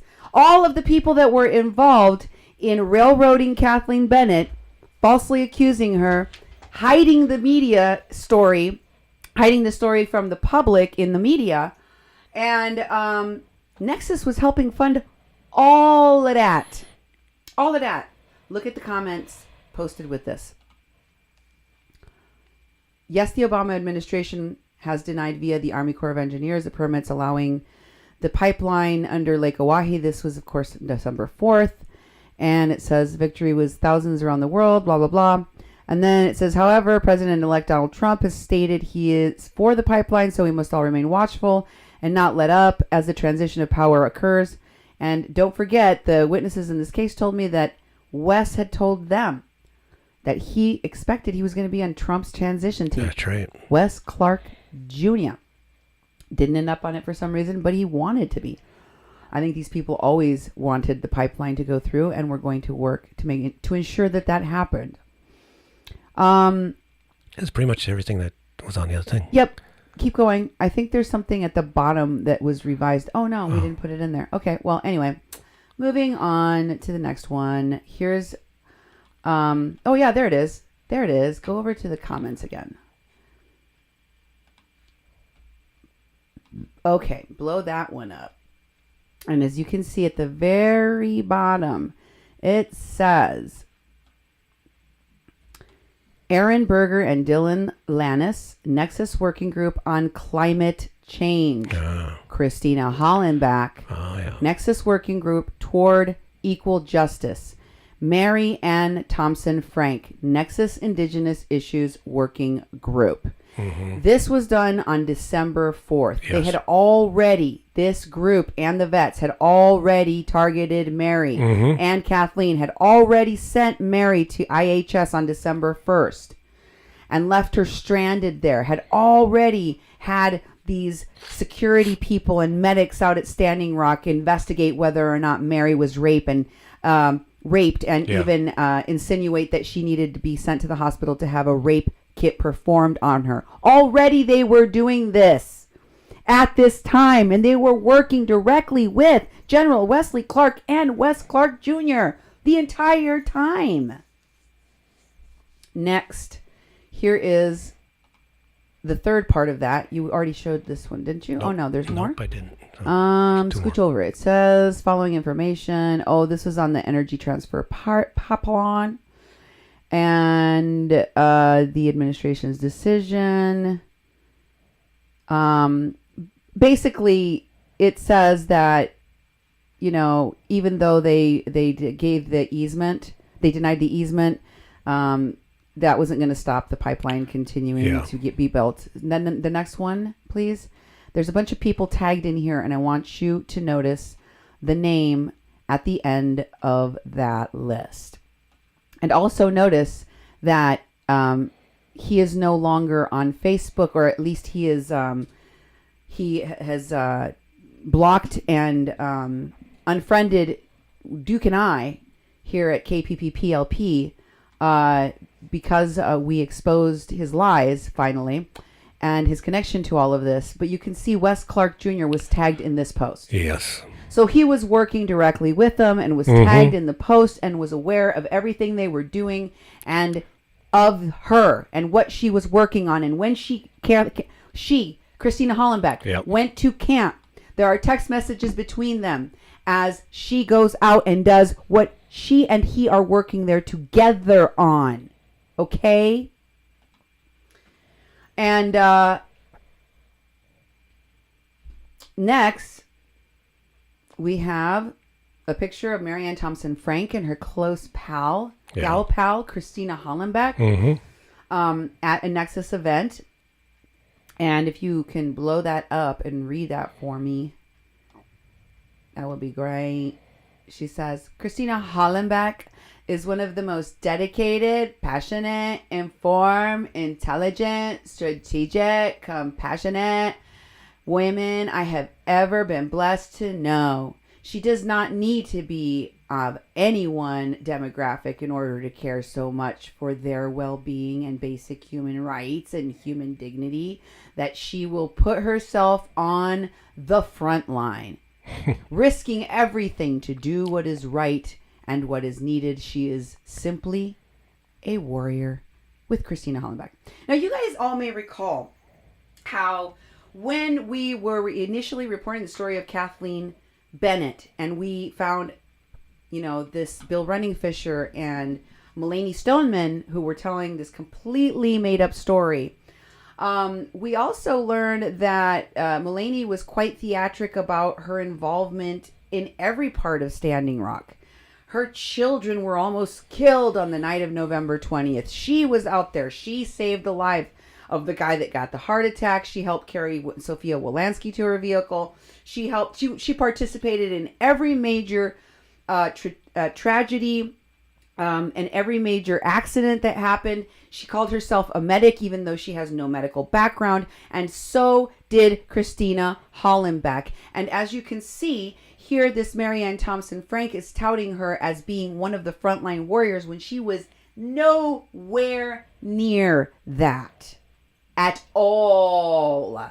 She literally showed up, according to the text messages, according to Wes Clark Jr., according to everyone out there, on the day before the November 20th attacks happened. And the next day, she appeared on Russian television to tell everyone she was a medic. Again, exaggerating the truth. Or, you know, that's an outright lie. She's not a medic. She very well may be a Russian spy, but she's not a medic. And saying that she was in the thick of the action and at the front of the lines. And you're going to hear Marianne Thompson-Frenk repeat this and add as we say in Spanish, crema to their tacos. But way too much crema to their tacos, because she was not at the front lines. You were not a hero. You were a criminal. You framed an innocent woman and put another one in an early grave. But you keep patting yourselves on the back as if you were warrior heroes when you're not, when you're criminals. And I will not cease to tell the world about your criming and what you did to Kathleen Bennett and to Mary Trujillo. I wanted to show you how they embellish and lie. And those of you who know about what went on at Standing Rock, those of you who really heard what happened to people on November 20th or when people got arrested are going to hear the outright lies. And as I've told you, Christina was not in any danger at any time. Christina showed up and pretended to the media that she had been and made up lies about how she was out there saving people when no one would have missed a 7-foot blonde giant woman ever.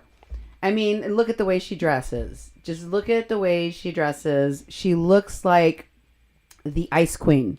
Here she is getting honored in her Ice Queen suit with her pink hair. There's no way you would miss this giant Amazonian height woman out on November 20th running around saving people. Yeah. People remembered the two braided Vanessa Bolin out there. People remembered several people out there. Christina Hollenbeck was not one of those people.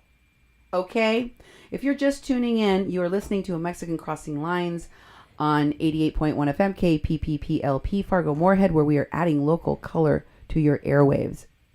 And thank you for being with us as we continue to talk about the unholy alliance made by General Wes Clark and his son Wesley Clark Jr. that started the Veterans Stand for Standing Rock, and the Nexus Billionaire Inherited Wealth Organization that has helped to fund them, and media platforms such as the Young Turks and who knows how many others, because of course now we know that they are umbrellaed by Public, or however that is spelled, which is also Mike Smith is on that board, and we told you he's connected, is also another billionaire that is connected to Wes Clark Jr. He is his sugar daddy, and so are the people at Nexus in these projects that include staring men at goats and men staring at goats. These are the folks that come up with these wackadoo ideas. This is like Elon Musk launching an effing car into space because they have so much money they don't know how to do anything else than come up with kooky ideas to control the world.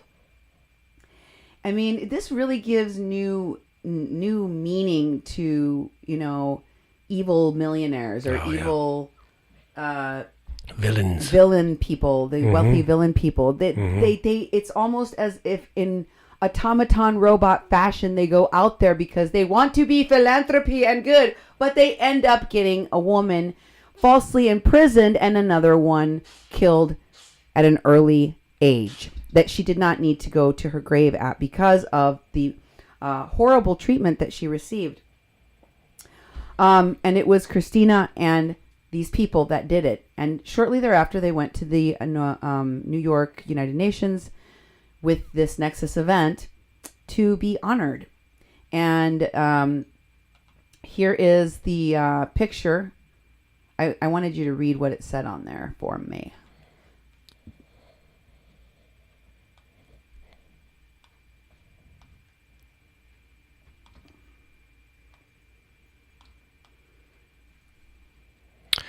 This is a moment during the honoring of Christine Hollenbeck for being a true warrior on behalf of people.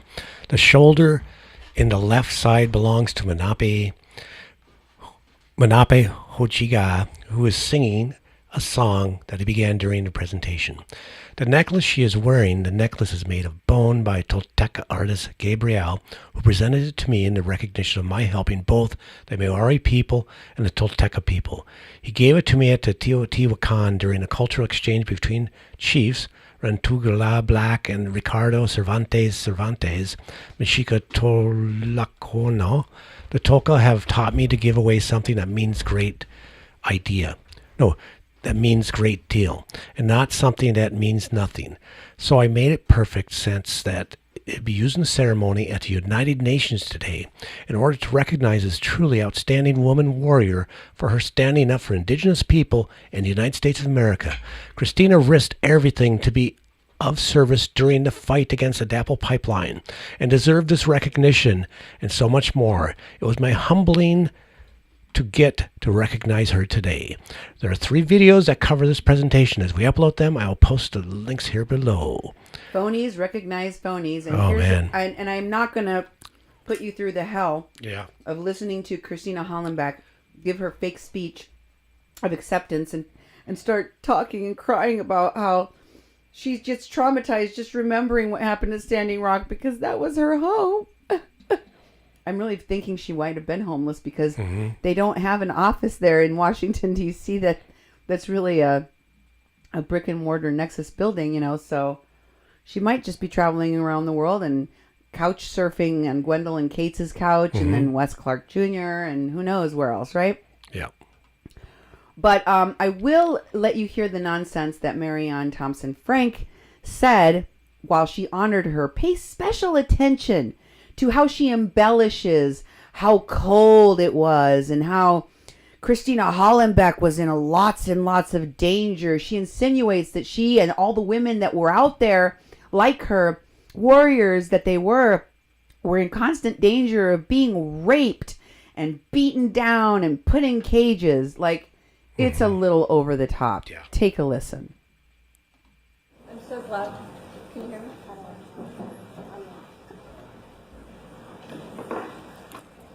I'm so glad that you all got to hear that. There we go. As some of you know, what happened up north in North Dakota was something that was basically supported by a company in Dallas, Texas, Reinhardt. And watching this and going up there and coming back to Dallas and seeing how people are completely ignorant by choice. We choose our cars, we buy what we want to buy, we move through our lives, and we invest. Many of us in this room are the top 1%, and we do all this very serenely by choosing ignorance. And many, many times I've stood before you and I've said this before and I'll say it again, that ignorance is a choice. We are the first generation to which ignorance is a complete choice. We can go online, we can find out how our actions are affecting other people. Or we can go about our lives and keep on buying, keep on supporting those companies and doing the things that make us hurt other people. And we really are in a position today where we are not going to be able to plead ignorance. We get to choose how are we shaping the world around us. Is it something we're consciously doing? Is it something we're unconsciously doing? We get to set that tone. Every one of us in this room do. And when we hear things about what's happening in the Amazon, we hear things what's happening in Africa, we hear things that are happening in our own backyards, we are directly connected to that even if we've never visited those places. So, with that in mind, I wanted to acknowledge someone, which is Christina Hollenbach.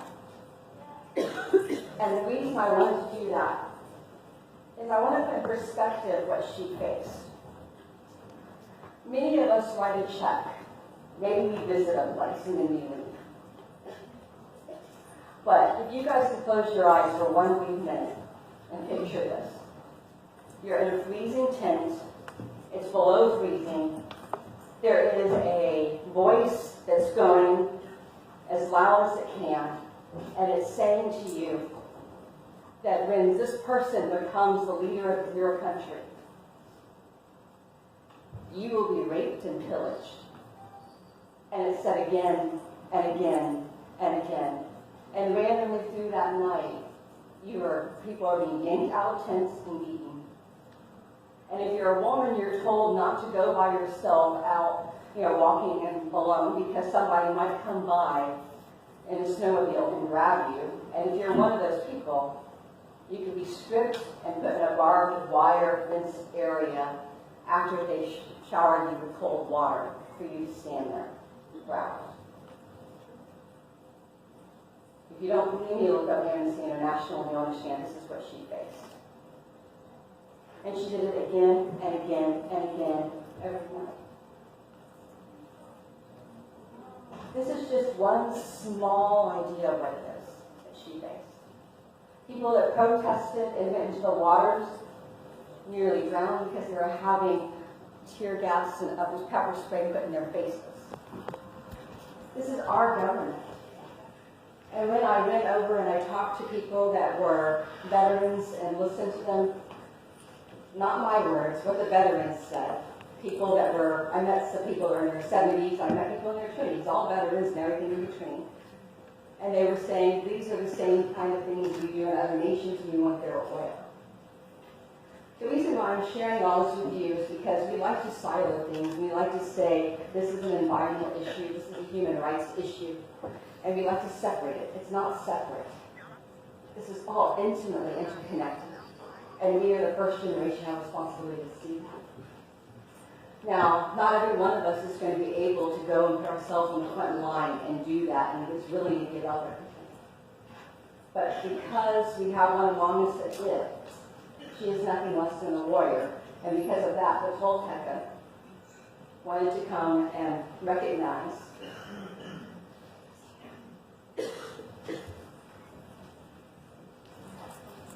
we wanted to recognize Christina for being nothing less than a woman who put everything on the line and sacrificed again and again and again. Not everyone does that. You all please stand. Recognize. Yay!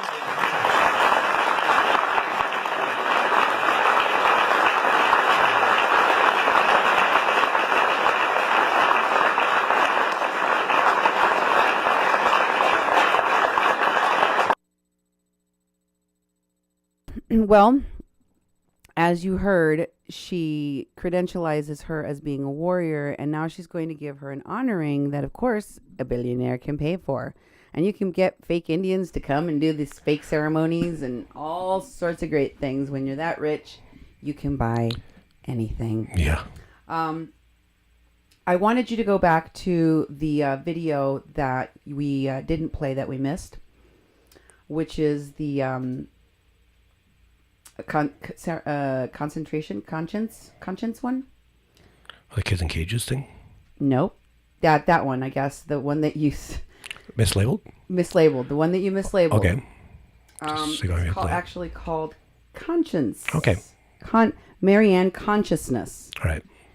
And the reason that I stopped it before it was because I said that we were going to play a clip of her talking about the kids in the cages and how they affected her, but Duke didn't actually have that one. So I wanted to set up this one so you understand what it is about. And it has to do with an interview where they're asking her, as this billionaire with all this inherited wealth that is in charge of all of these foundations and institutes and that does this philanthropic work around the world, how does she choose what she's going to do? And also she talks about this weird institute where they have like this mind, body, spirit, science, fake science, pseudoscience, fake spirituality, pseudo-spirituality kind of institute, which is associated with the Menominee, whatever it is. Mm-hmm. And what they're going to build there and all of that. I'm not going to bore you to death making you watch the whole thing. You can watch Marianne's Consciousness video and the whole interview. We'll drop that in the comments. But I did want you to listen to these two little clips, one of which, they're kind of back to back, one of which tells you how she decided she was going to be doing this work. And the interviewer lady actually says to her, like all the rich people I've interviewed that are into this pseudoscience, pseudo-spirituality, billionaire BS, all came to their work because of a dream they had or some non-normal way. It's not because these people are affected by these things. when when as an organizer, you know that you're supposed to have people that have skin in the game leading things. Yeah. No, that's not how these billionaires come to these things. It's not because they're one of those people. It's not because they're suffering. It's not because they care about them. It's because they had a dream about a paper boat in a bucket of water. It's because they had visions, and they must be smoking something. I don't know what they got, but it leads them to believe that they have the answers to the world and an important role in leading the rest of us stupid poor people out of poverty or out of lack of resources or whatever. So I just wanted you to get a little taste of her kookiness, and then also this really weird belief system, I guess, she has about how she is an impact investor. Remember, Christina's an impact investor. What they do, how they impact, and it's kind of violent and it's kind of scary. And the way that it looks in its actual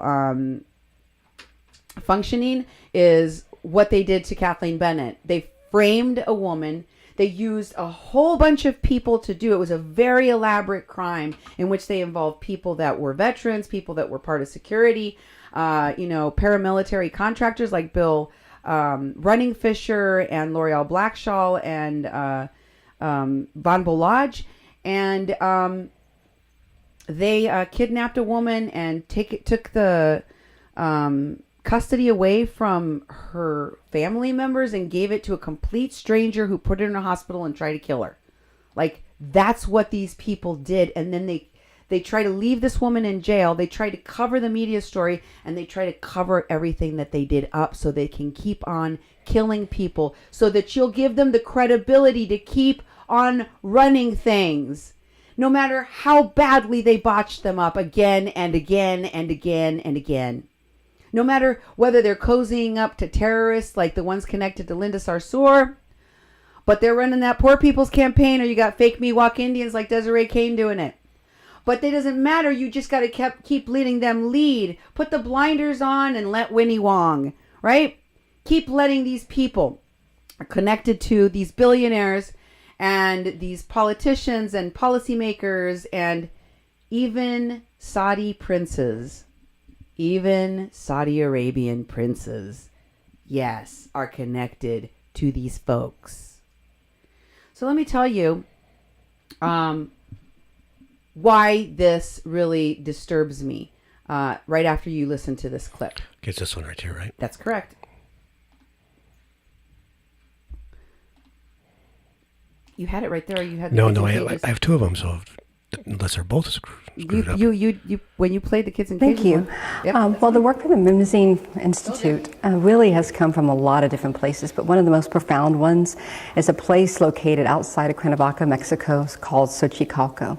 And what it is it's a place, pyramids, but they have a pyramid for science, they have a pyramid for arts, a pyramid for health and medicine, every area of knowledge. And this place was very sacred to the Native Americans a long time ago, because what they have found are traces that show that people came from as far away as Alaska or as far south as Argentina on foot. And they would come wearing a particular symbol. They theorized it was a butterfly, because there was a butterfly that was as big as this couch in front of me, huge.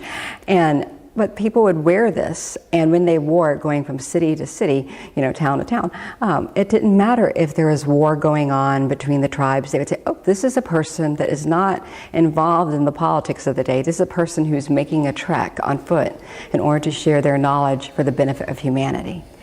And when I saw this place, it just blew my mind that really all the Americas, North, South, Central America, half the world had been able to do this in the past without any of our technology, without any of our, things that we have today. And yet they made beautiful monuments just for the purpose of sharing that.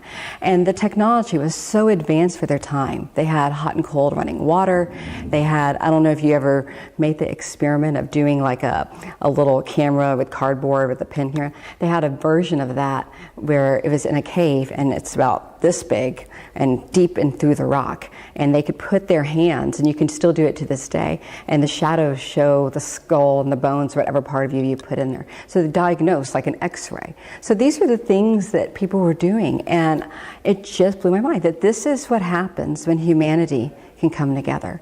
And if you look at the pyramids, you'll see multiple cultures having their architecture blending on the same pyramid. So it shows this beautiful experiment of humanity coming together for that purpose. And I thought, if they could do it without what we have, why can't we do that again? I like to tell people economics are like a hammer. You know, you can kill someone with it or you can build something with it. So our economic system is something we need to harness and not look at humanitarianism as just philanthropy, but how can I invest my money? How can I, whether it's conscious capitalism or social responsible investing, use both hands. Conscious capitalism that is as ignorant and misguided as the one with the men and goats and Wesley Clark and all of and General Clark and all of the kooky people that they're surrounding themselves with. Yeah. That's not conscious capitalism. That's quackery. That is, you know, and what did it result in? An innocent woman went to jail and her mother went to an early grave. Mm-hmm. That is what these people are capable of doing, and she's right. In her hand, that hammer can be wielded to kill, to crush, to destroy. And they did. That is exactly what they did. Yeah, she really irritates me because of her lies, too. I mean, she's talking about Christina Hollenbeck almost drowning. I never heard of any drowning situations on November 20th. I know there are water cannons and people are getting shot with water, but she made it sound like she was just out there like a gazelle running around, saving people, and was drowning, and it just bothers me. And then I'm getting irritated with finding out more and more about her, because even her posts are like wordy and repeating words, and it's like, come on, you know, I thought you were into communications. But I suppose when you're rich, you got a bunch of rich people and you're showing them this rich people's experience, you just kind of get away with that, huh? Oh my God, she could literally bore you to death. It's happening. That's why I can't listen to her for very long. But I wanted you, see, if you can't listen to her long enough, then you won't be able to catch how crazy she is. That's true. That's true. She is cat poop crazy. Okay, I'm not joking. Mm-hmm. And I believe all of the people in. Doesn't this look like a cult to you? Yeah, it does. This is so culty. It's weird. And so here is the next Menape post. We've got Menape out there with Christina Hollenbeck. He's the one that ordered her. And remember, he's connected to Bold, Nebraska Bold, Jane Klebe. Yeah. And all those people in politics out there. Here, you can see his name is now Akichira Hokusida. Yeah. But he was actually going by Menape Hochini Ga. And again, I suspect that he's had to change his name because he is a chameleon, just like this Nexus Christina Hollenbeck. They have to keep changing their names like Mulaney because they're criminals. And here is another part of the posts that include her. There's Christina Hollenbeck in the background with her blonde hair. Yeah. And Menape is right up front. And it says, right there. If you look, this one was posted by Marianne Thompson-Frenk long ago. And you can see his old name there. Menape Hochini Ga. Oh, yeah. And then, of course, it says, and there is friend of Christina Hollenbeck. Yeah. So Menape is connected directly to Christina Hollenbeck and the Nexus Group and Wes Clark. Yep. All of the people involved in the crime of Kathleen Bennett and Mary Trujillo. Every single freaking one of them. Yeah. And then the next thing I wanted to show you is how she is connected to Marianne Thompson-Frenk. I mean, I already showed you one of the pictures connecting them as friends, but I wanted to make it very clear they're definitely friends. Yeah. They're not just acquaintances. They're friends. What does it say there? Two of my favorite people getting to know each other at Cosmic Cafe. Christina Hollenbeck. And this is on August 2nd, 2017. Okay. Christina was one of the water protectors at DAPL, and Ricardo Cervantes Mexica Teotihuacano is a spiritual leader. No, I doubt that. Yeah. Among the Tolteca people of Teotihuacan, no, he's not. You can learn more about his work for his community at Centro Cultural Tolteca de Teotihuacan, AC, Toltec Cultural Center, with Christina Hollenbeck, blah, blah, blah, blah, blah, blah, blah. Yep. Tag. So there she is, hanging out with Christina. And remember, that's the Indian she bought in Mexico. Mm-hmm. And he's the same guy that's in the video that you watched where she's getting honored. Oh, that's right. And they're He giving is. her gifts. He's the guy painting her. He's the guy He in did the the bow pictures. necklace, yes. He's the guy in the pictures in Egypt with her. Ah, He's yes. the guy that travels around with her. He's one of her spiritual shaman. I see. Okay? Yeah. So this is another Christina.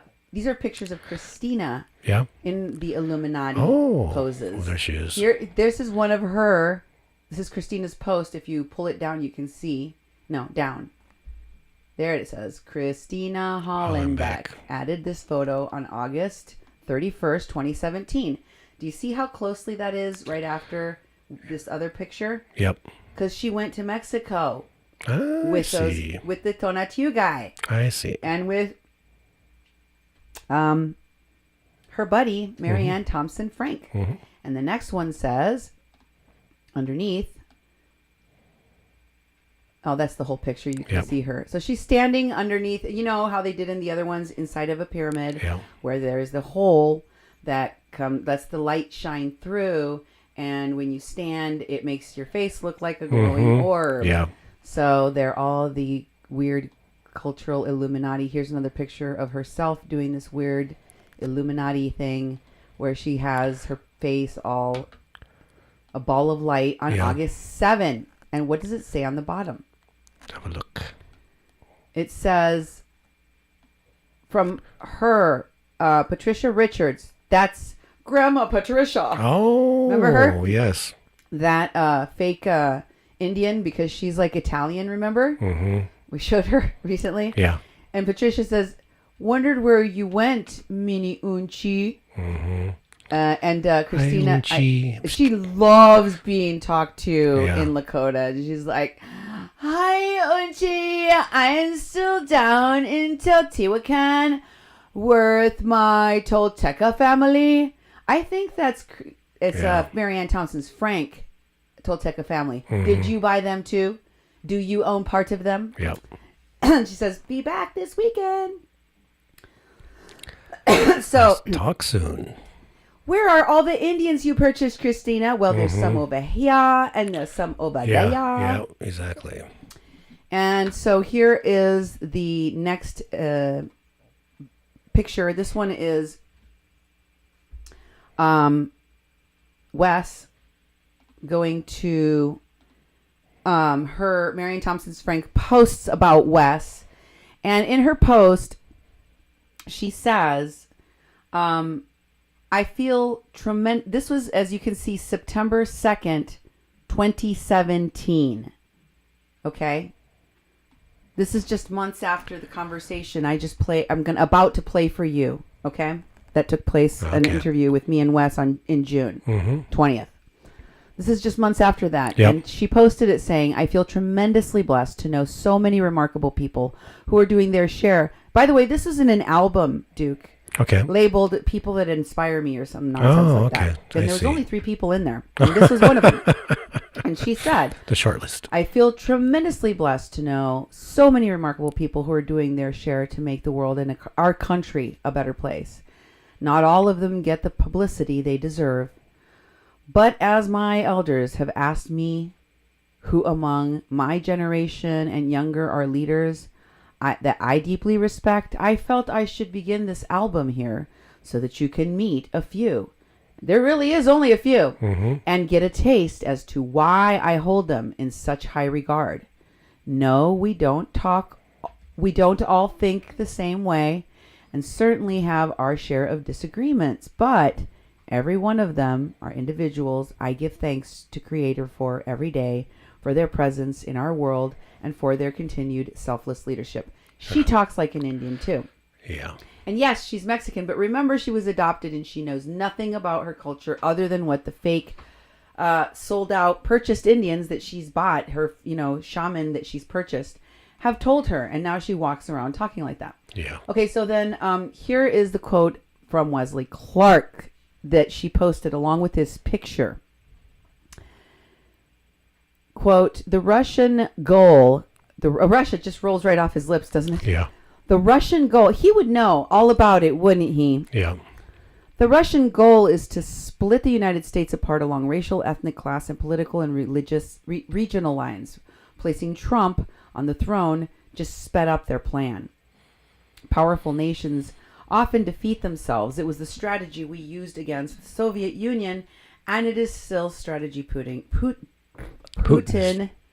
is using against us. Can you continue? I prefer ugly truths to pretty lies. We've done a lousy job as Americans making our country a better place. We treat politics as a sport or a piggy bank rather than a serious endeavor. It is. We worship the rich and powerful who prove to us over and over that the only thing that matters to them is their money and their power.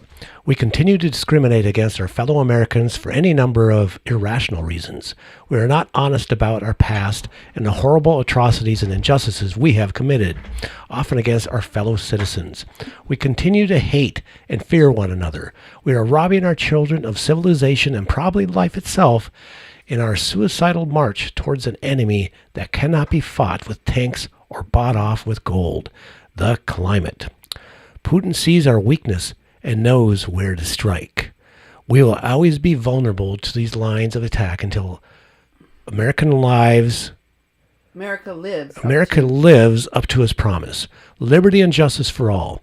If we could live that way just once and truly be our brothers, our sisters, and parents, and our children's keepers, we could stop being so scared of the world and actually be that city on the hill. Unified, happy, healthy, employed, educated, and invulnerable because nothing could tear us apart. Wesley Put away Clark. your stump speech, Wes. There's no way after what you did out at Standing Rock. You see what it says about him? Activist coordinator organized the USA veterans who volunteered at both Standing Rock and Flint. She would know. She helped pay for it over at Nexus. Mm-hmm. And so did Christina. But they also committed crimes. And we specifically showed you that they committed crimes against Mary Trujillo and Kathleen Bennett. They jailed an innocent woman and put one in an early grave. Yeah. These people have blood on their hands. Mm-hmm. These were not small crimes. They're talking about kidnapping. Yeah. And some of the people that they were working with have gone on to commit other crimes, kidnapping, rape. Yep. And so it's very, very concerning to me, not only that these very wealthy people have these unholy alliances with veterans, with celebrities, with people in policy and government in Washington, D.C. in the highest echelons. But that they have completely hidden all of that from us, the American people, so that we were astroturfed. We thought that these people were there to help protect the indigenous people from this pipeline, but they weren't there for that. They were there for themselves. They were astroturfing an issue so they could raise money for their organizations,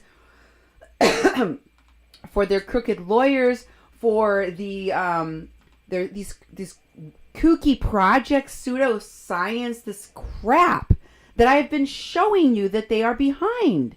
All of them have continued to do this stuff. But of course, Wesley, as I told you, is trying to hide. Mm-hmm. Here's a repost that Marianne Thompson-Frenk had to make of that very same thing that Duke just read all the way through on April 10th, just months ago. Yeah. Of this year, 2018, in which she says, I noticed this was taken down somehow. I'm sure he probably took it down. And she says, and I don't know why, so I'm reposting it because I greatly admire Wesley Clark. And Wesley Clark was like, no, I don't want you to tag me. And she tags him. As you can see, that tag is not blue. Yeah. Because he has blocked us and possibly even shut down his Facebook page. Yeah. We don't know. That's right. So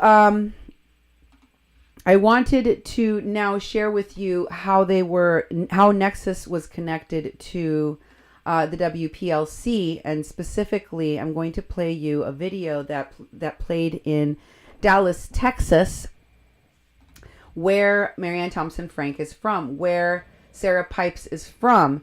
And after they previewed the Awake movie, the horrible Myron Dewey, Josh Fox, featuring Mulaney Stoneman, the kidnapper movie that was made about all the Standing Rock phonies and all the B-list actors that were hired by Seven McDonald and Maggie Day and the Hollywood people that came out with them, like Frances Fisher and Jane Fonda. So here are just a couple of clips. I want you to pay attention to two things. The cook woman, who has two names for whatever reason, Isobel, and her other name is Michelle Cook, which I've seen all over the place.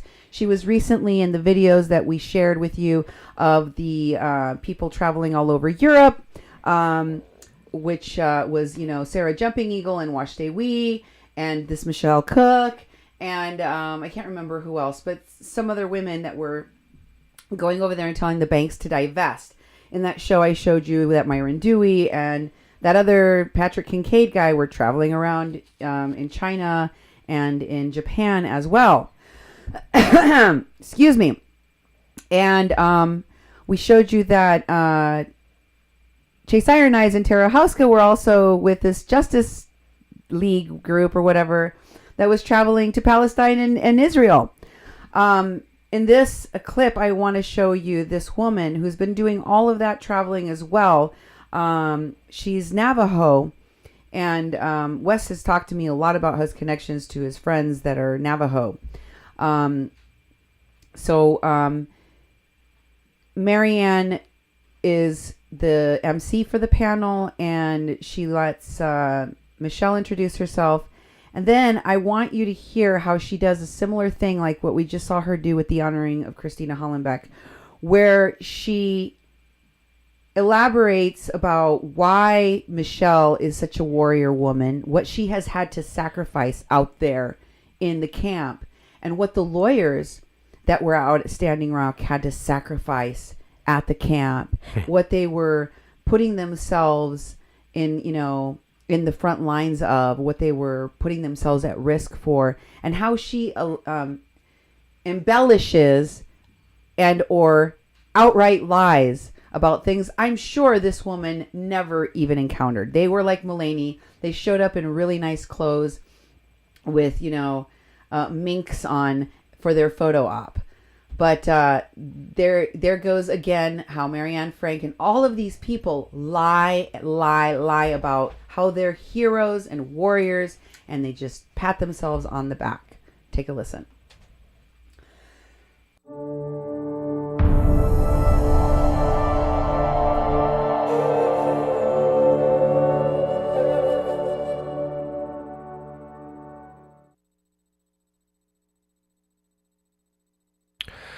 Movie night panel discussion following Awake, a dream from Standing Rock. You have some remarkable people here that have joined us this evening, and I'm going to first give them each a chance to just introduce themselves, and then we'll go into the dialogue. Hello, my name is Michelle Cook. I'm born of the One Who Walks Around You clan of the Dene Nation, and this is how I identify myself as a Dene woman. I'm also a human rights lawyer and a commissioner for the Navajo Nation Human Rights Commission. That's where things can begin to change, because he may not hear us, he may not take your request for an appointment, but all of us here have the means to put pressure on in this city, and this is where we can begin to actually make a difference. So don't think don't be intimidated by someone in that powerful position. I was brought up in a family that is a powerful business family, and believe me, you can put pressure and you can make a change. But right now, as long as we're silent and as long as we think, oh, well, he's over there, he's going to think that he can continue living his life without having any repercussions, because he thinks he can dismiss all these amazing people. One of the things I also wanted to put into perspective is what Michelle actually put into her work. she says she was volunteering to provide, law services, but actually up at Standing Rock, what that meant, allow me to paint a picture for you. There was a tent that didn't have any way to keep warm. There were flaps open. It was sub-degree temperatures, and there were different attorneys. They were all typing, and each one was desperate to type at least 10 papers a day, because each one of those could help get somebody out of the chicken wire coop they were put in, which, if you go online, you can find Amnesty International describes it as stripping people naked and spraying them with water and keeping them in those outside chicken coops. That's the kind of work that she was doing. So I also just want to recognize that you are an absolute warrior. Was she in the chicken wire coops, or was she typing papers 10 a day? And the old-timey typewriters, one finger at a time. Uh-huh.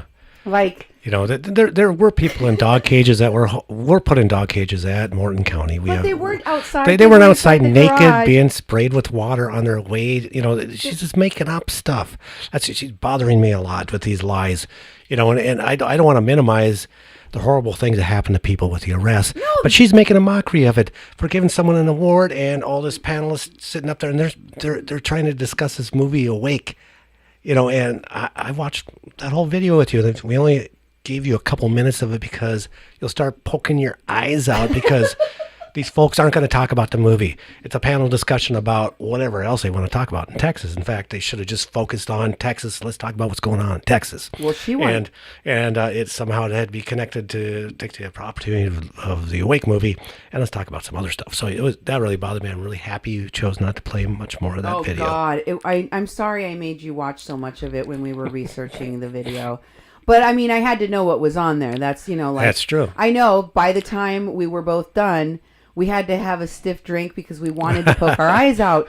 But thank you for sitting through it with me so that we don't make all of you out there have to listen to it. Exactly. So you're welcome. But let me just say that I found it incredibly tone deaf of her to talk about holding rich people accountable. What you didn't hear right before that was that they were holding Kelsey Warren accountable in this audience that did not include Kelsey Warren.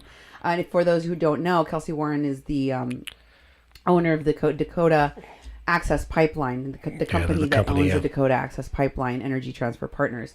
And they were talking about how they wanted to tell him this to his face, but they couldn't do that. And she was like, I come from an incredibly wealthy, powerful family, and we can be held accountable. The only reason Kelsey Warren is acting the way Kelsey Warren is acting, and that rich people act that way, is because they believe that regular people like yourselves, that normal people can never hold them accountable. But that's just simply not true. So I want to tell all of you out here that you can hold them accountable. We can start right here in Dallas. And I can tell you, coming from a wealthy, very powerful, very rich family, just as powerful, just as rich as Kelsey Warren's, if not more so, that we can be held accountable. And I'm waiting. Yeah. I'm waiting, Marianne Thompson-Frenk, because y'all are full of shite. Excuse my French. But seriously, they're full of bullpucky. They haven't been held accountable. They haven't held themselves accountable. They didn't have the human decency to admit that they made a horrible mistake, that they did something terrible because they thought they could get away with it, folks. Do you realize that? That's the reason why West stayed silent. That's the reason why Christina Hollenbeck kept going. That's the reason why all of these people kept silent and just kept pointing at me and saying, that lady's crazy. Don't listen to her, whatever you do. Because they thought they could get away with it. And they didn't. We won. We freed Kathleen's, we freed Kathleen. We got her mother home to her family before she died and reunited her with her family. Mm-hmm. And they were not able to win. We also were able to get all of her charges dropped. Kathleen Bennett's charges dropped.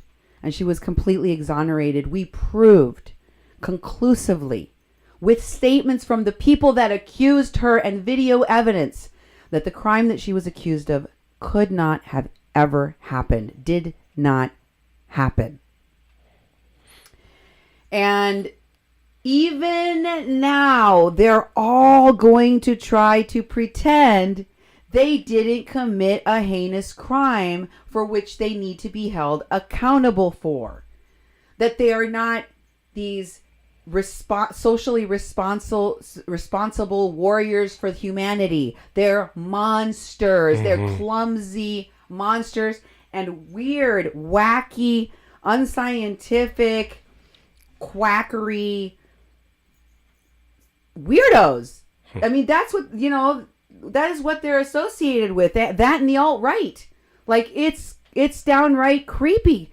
Is there any other crappy stuff you could be associated with? I don't understand how anyone ever trusted them. And yes, they were double dipping. The same people at the WPLC that lied through their teeth at me and told me they knew nothing about Kathleen Bennett were working directly with people like Christina Hollenbeck of the Nexus Group that accused her, that collected the false statements against her and took them to the police according to the police records themselves. The WPLC should be investigated by the North Dakota State Bar Association. I will make such a recommendation against any and every single one of the lawyers on the WPLC involved in this case, now that I have concrete proof that you all were working with the people that falsely accused this woman. You knew that. You knew the connections between y'all and the WPLC, and you went ahead and kept your lips tightly sealed anyway. You knew you had to have bailed her out from the beginning. You waited 6 months, and then as you saw that we were going to be able to get her out of there without your help, you decided to fly in and try to kidnap her from under her lawyer's nose. And we saw you. We caught you. We thwarted every single one of your efforts. Do you see how useless all of you are with all your money and your wealth and your incredible power? You couldn't stop us. A group of people and a handful of witnesses, literally a handful of decent people that came forward to tell their story. You couldn't stop us from getting justice for Kathleen Bennett and telling the truth about you. I want you to listen to, let me show you, by the way, this is Jordan Chelsea, Olive Bias, and Jay Fuller of the WPLC, all at the courthouse. I showed you this picture before. It's a screen capture of a video in which they all appear on TYT, where they are promoting Michael Marcus, which is Olivia Bias's Lakota boyfriend. He's one of the snitches in the case of Brendan Nastasio. That guy's girlfriend, Olive Bias, gave a false statement against Kathleen Bennett, lied about our reporting on Kathleen Bennett and Mulaney Stoneman, defending Mulaney Stoneman. There she is with Christina Hollenbeck in the background, the same woman that framed Kathleen Bennett and took away her mother, giving her to Mulaney to be killed by Mulaney, which she nearly accomplished. And behind them is Jay Fuller, the lady that lied in a video with Myron Dewey as part of the Freshet and the WPLC, telling people that Kathleen Bennett was never heard of by the WPLC, that nobody had contacted them about her case, and that they had no reason to protect her before, while they had already paid her bail. And they were lying about our reporting about her case and what happened to her mother. Exactly. That's how far they went. They didn't just lie. They didn't just ignore. They committed malpractice, illegal malpractice against a woman facing 20 years in prison, and slandered this station to cover up their crime. I am hoping, and I will never forget to mention this, but I am hoping they are all thoroughly investigated and that they are punished to the full extent of the law. By the way, here is a video, WPLC Michelle Cook post, which includes the woman you're about to see in this video. Oh no, that's the one that you just saw. Michelle Cook, the lady that you just saw introducing herself, here she is in this post that includes Nexus. Will you please read it? Hats off to this kick-ass woman. Please share. She was warned. She was given an explanation. Nevertheless, she persisted. Isabel Monroe first contacted me under the name of Michelle Cook a few months ago and asked Joshua to get me tents out to Standing Rock for her and the other attorneys, who up until then had been working out of the tents and did very little keep the cold at bay. She worked with us, Christina Hollenbeck, Maria Lynn Dayton, thanks to Lawrence Bloom for the connection with Maria, Wesley Clark, Javier L. Kinney, Ninth Matu, and so many others via Nexus Working Group on Climate Change, Nexus Working Group towards Equal Justice, and the Nexus Indigenous Issues Working Group, and through the Menominee Institute connections with the Urban Intertribal Center of Texas, Green Source, DFW, and others to help get what needed to get up there delivered. So, in case I haven't made it clear that there is a direct connection between Nexus and their climate stuff and the General Clark and Wesley Clark working directly with Christina Hollenbeck, the person that committed this crime, probably at his request. Yeah. Unless it was Marianne Thompson-Frenk that ordered that. But Menape said he did. Yeah. So, I mean, all of these people are complicit in this crime, folks. They're all in on it. Wesley Clark, who would you have thought that was even possible? No, I didn't.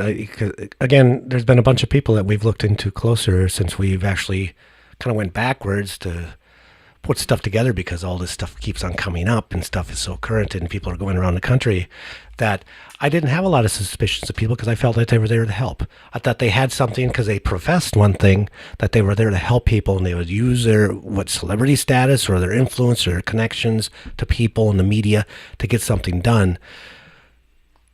So in the beginning I didn't suspect it. Now when I look back, it makes sense. And there's a lot of people in the media saying that there were paid protesters out at Standing Rock. They were. And want to know who probably paid them? Nexus. Yeah, exactly. Now we know. Because they're telling you they were funding this nonsense. And again, all of this resulted in an innocent Lakota woman going to jail for 6 months needlessly because she was completely and totally innocent. And her mother going to an early grave. But not before she was cruelly left to die in the hands of Mulaney Stoneman in a Bismarck hospital. Until the point that she got bed sores. I can't believe that all of these people are still running around free, not going to jail. I really, really hope that the State Bar Association investigates these crooked lawyers that collected so many millions and millions and millions of dollars supposedly to help protesters, but they just pocketed all the money instead. And and now you know that Nexus was also helping them. And here's who they put in charge, because she was in charge. Marianne Thompson-Frenk, this billionaire woman in Nexus, was in charge of the indigenous part of the Nexus working groups. But she put this guy in charge, Javier Kinney. He was in the pictures we showed you of Standing Rock, where Solve and there's this project she's working on, Christina Hollenbeck is working on with MIT. Yes. Yep. The Massachusetts Technical Institute. Yep. Institute of Technology. How did y'all get duped? I thought you were smart people over there at MIT. I guess not. Very gullible. And now they're talking to these people with this pseudoscience that are pushing cold fusion nonsense. I don't even understand, but it's true. Here's Javier Kinney being introduced by Marianne Thompson-Frenk. Hey everyone, this is Marianne here with the Nexus Indigenous Working Group, and I wanted you all to get to meet the new leader of this, Isaac Kinney. He is the first Indigenous person I got to meet at Nexus.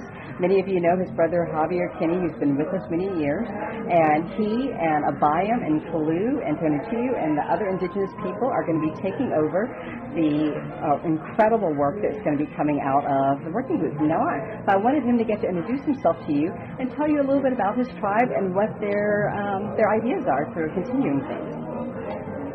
Queen now Isaac Kinney. I'm from the villages of Waitspoos, Earthlager, and Patcoos. Hello, my name is Isaac Kinney. I come from the villages of Huichpus, Pectaw, and Earth which is northwest California on the lower Klamath River. We are very big.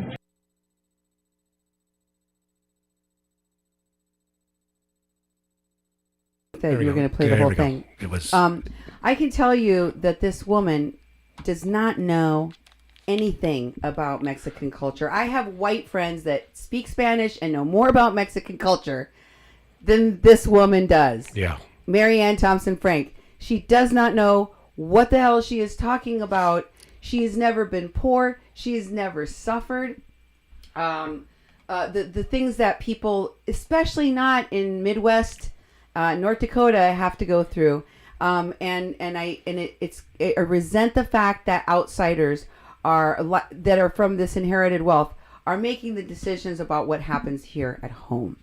I also think that it's atrocious that MIT is getting taken by the likes of LaDonna and Phyllis Young, who, as I told you, were hanging out with not only Wes, but this Maccabee chick, Nora Maccabee from Washington, D.C.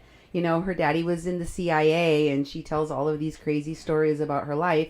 She's the one that's involved in the Pizzagate scandal, remember? Mm-hmm. Yep.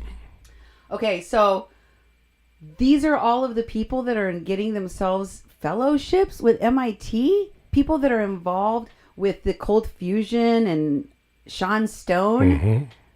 The UFO guy? Yep. Like, seriously, these people are talking about, on these channels, they're talking about slave colonies on Mars. Mm-hmm. Like, I'm not joking. These are things that they really believe.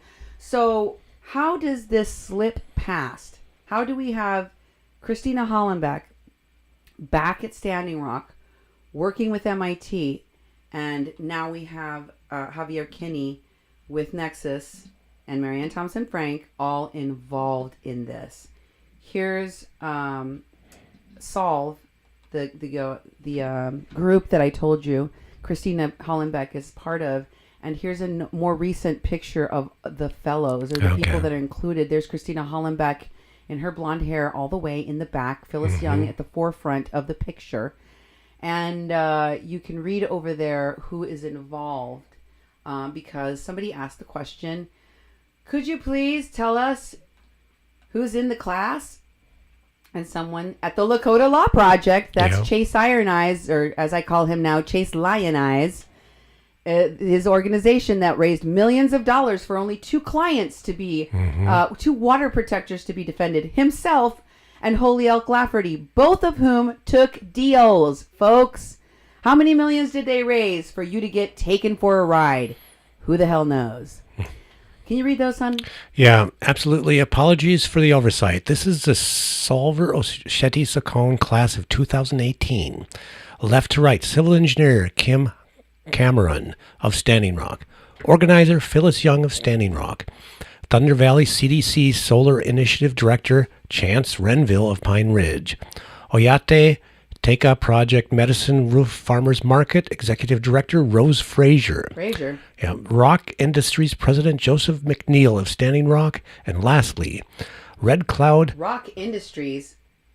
Wasn't that petroleum thing that we were looking into that has that Archambault is tied to? I think it is. And we got to go through these and check them out one by one, but I wanted to show them to my audience. Let's go to the next one. Here they are with MIT. At the Solve event, you can see all the same people are on the stage. Yep. Hashtag Solve MIT, and it's posted by none other than Phyllis Young herself. And it says over there to the right, Step 1 in our partnership with Solve at MIT. And who's one of the people commenting there, giving it some love? Why, it's none other than your old buddy Gwendolyn Cates, Duke. Yes, and she says, congratulations, Phyllis. She's the one that hosted Christina Hollenbeck at her house. And who is it, the person all the way at the bottom, Duke? Whoa! And Redford Hall. And Redford Hall, an attorney that invited me to go out to Washington. I did go out to Washington under client privilege because she wanted to talk to me, and we were talking about Kathleen Bennett's case and her help assistance in representing Kathleen Bennett. This is an attorney that actually got involved, knows everything that was going on with the Kathleen Bennett case because she was continuously telling me she was about to help. And looky, there she is, liking the phonies. Interesting. Isn't it? Yes, very much. So is the next hour and 20 minutes of the clip you're about to hear with Wes. Here it is, folks. Interview from June 20th, 2017. Nemo, keep putting that in the comments when this show keeps going on, just so that people who drop in after this starts know exactly what they're listening to. Interview with Wes Clark Jr. I never saw him out there. Oh, you didn't? I don't remember ever seeing Armando. I thought for a second maybe he was Tawani's quote-unquote husband, just with a beard, but it's not him. Well, they're all on their way to Kona, Hawaii. Well, there's a guy there who runs something called the Earth Battalion, who gave me a whole bunch of crazy Facebook messages when I got back, and then I believe I'd have to go back and check my emails, but one of them was in LA like a month ago. I want to say it was Tay Vero, but I'm not sure. I'll have to go back and check it. And he was trying to get me to link up with this Earth Battalion guy in Hawaii. Right now? At this time? Like he tried to get me to hook up with him online like a month ago. Because the guy sent me all kinds of crazy fucking Facebook things. At first I responded, like I do, like, I'm going to talk to crazy people like crazy people. And then I was like, this person keeps messaging me, and I just don't have the fucking headspace for it. So this Earth Battalion thing, do you know anything about it? I know it's Special Forces dude. Okay. I know it's in Hawaii. I know it's to have some kind of Special Forces / environmental thing. It doesn't fully make sense to me, but a lot of these things they do fully don't make sense. Just like on their group chat yesterday, they were talking about how they need to build a water purification plant in Flint. And all I could think is, seriously, you dumb fuckers think you can build a water purification plant? You motherfuckers who raise money and don't spend it on actual people are somehow going to build a water purification plant? I don't think so. Sorry, I'm not laughing at you. I just love the way that you talk. I mean, like, the way that you say things is hilarious. It's just so matter of fact and to the point. It makes me laugh. Well, because I've been submitted to, I've worked in several bullshit industries, and I've been surrounded by bullshit people a lot of my professional life. So I can smell bullshit. Yeah, you definitely can. So can I. I have to tell you, my skin has literally been crawling for the last 4 days. Actually, ever since you guys went... It comes in waves. Ever since you went... No, mine hasn't gone away. Ever since you guys went to meet with Anna, my skin has been crawling. And it hasn't gone away. And yesterday, with what transpired when they were trying to get Kathleen Bennett out of jail and hand her over to some fucking stranger... Yeah. I thought that was so shady. It is. It is shady. I don't know what they probably would have offed her. I don't know what they were going to do with her. They could have just as easily driven her over a state line or out of the county she was supposed to be in and gotten her arrested, They didn't necessarily have to kill her. They just needed to make her commit a crime. But anyway, I think that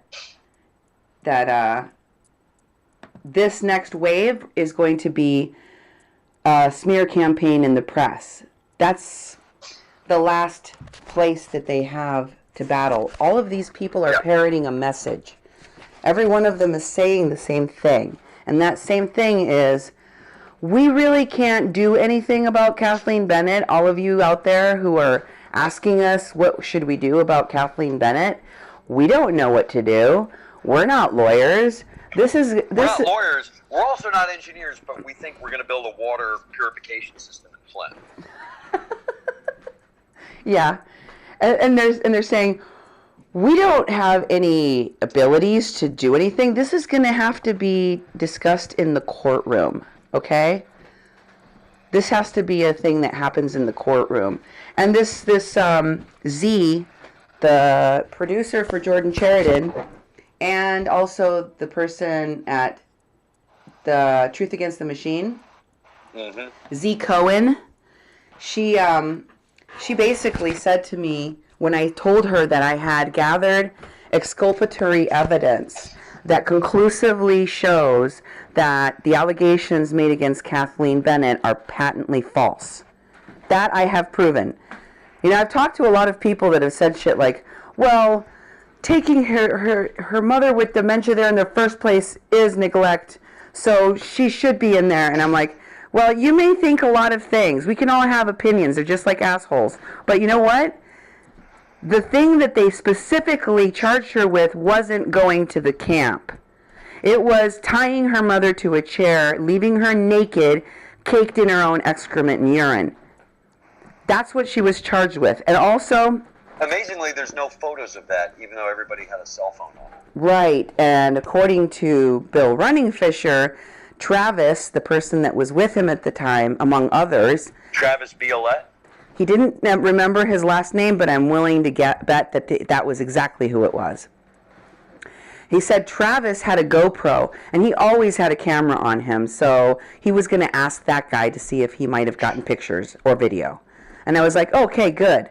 Ask him, you know? And if you can, give me his phone number and name. But, of course, I never talked to Bill Runningfisher after that, so I never got a chance to find out anything further. Other than the messages that he sent to other people. But, you know, this allegation that they have no idea what to do with this case, and they're just trying to find out, like everyone else, what really happened. Can we find out where Mary is and make sure she's okay? Hey, anybody out there, does anybody know where Mary and Russell are? And they have like all of these people in the comments saying, yep, they're in Las Vegas, here's their address, like doxing them. This is really starting to scare me, the way that they're like. They also posted Kathleen's address in jail. There's a person that's been pretending to try to be a friend to the station and to Kathleen Bennett. Oh, yeah, no, I heard about that. The one who... That's not the only one. There's several of them. There are several of them. They're playing both sides against the middle because they think we're stupid and we're not monitoring their live streams of Ed Higgins and all these other people because they have us blocked. But we have a multitude of ways of finding out what the fuck they're doing. And so she messaged me and she's like, hey, I found out the address for Kathleen Bennett so people can write her letters of support. And I'm thinking to myself, yeah, so fake-ass bitches like Rachel Burkrot can send her letters and make her think that she's just a supporter that just showed up and grew out of the earth organically. And now when she shows up at the jail and says, hi, I'm here to bail you out, she's just going to go with her or accept it, you know? That's what they were trying to do. Yep. So I gave instructions to Russell to tell his mother, you know, you can receive all the mail you want, but do not respond to any of it because they are gathering anything they can on you. And Russell's had drones flying outside of his fucking house for over a week now. So it's What size drones? I don't know. I haven't asked him. I'd have to ask him. Next time I talk to him, I will ask him what size drones. Question for Russell. Size of drones. And what's the altitude that they're going over his house at? Drone size and altitude. I don't expect him to know the model number of the drone. Well, if he can get a picture of one during the day, it would be awesome. I think he might have been trying to do that. I don't know if Josh told him not to because he was like, just stay in your house, dude. Because he's been freaking out for a while, you know. In fact, poor kid, you made him feel normal. Did I? You did. He was like, he really liked you. He really enjoyed meeting you in person, and he said, you know, I felt like I was crazy. A lot of this time, I'm like, you know, am I going insane, you know? And then when I was with Wes, I was like, no, it's okay. It's normal to be this paranoid. I'd like 6 hard shell value tacos, large fries, and a large Coke, please.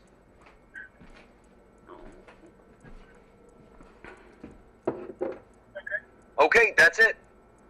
No guacamole? Okay, thank you. No guacamole, because they charge like $2 for the guacamole. And what about Mexicorn? You know. How about Mexicorn? Do they sell that at Del Taco? I don't know. I don't live in California. I wish we had a Taco John's out here, because I do feel that they are much better tacos.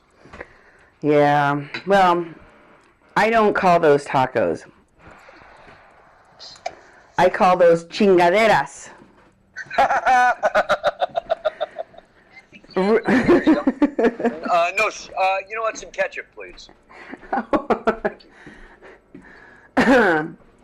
Chingaderas is what those things are. Real tacos are made by Mexicans. Well, no thanks. Yeah, but trust me, all my tacos, thank you. Okay.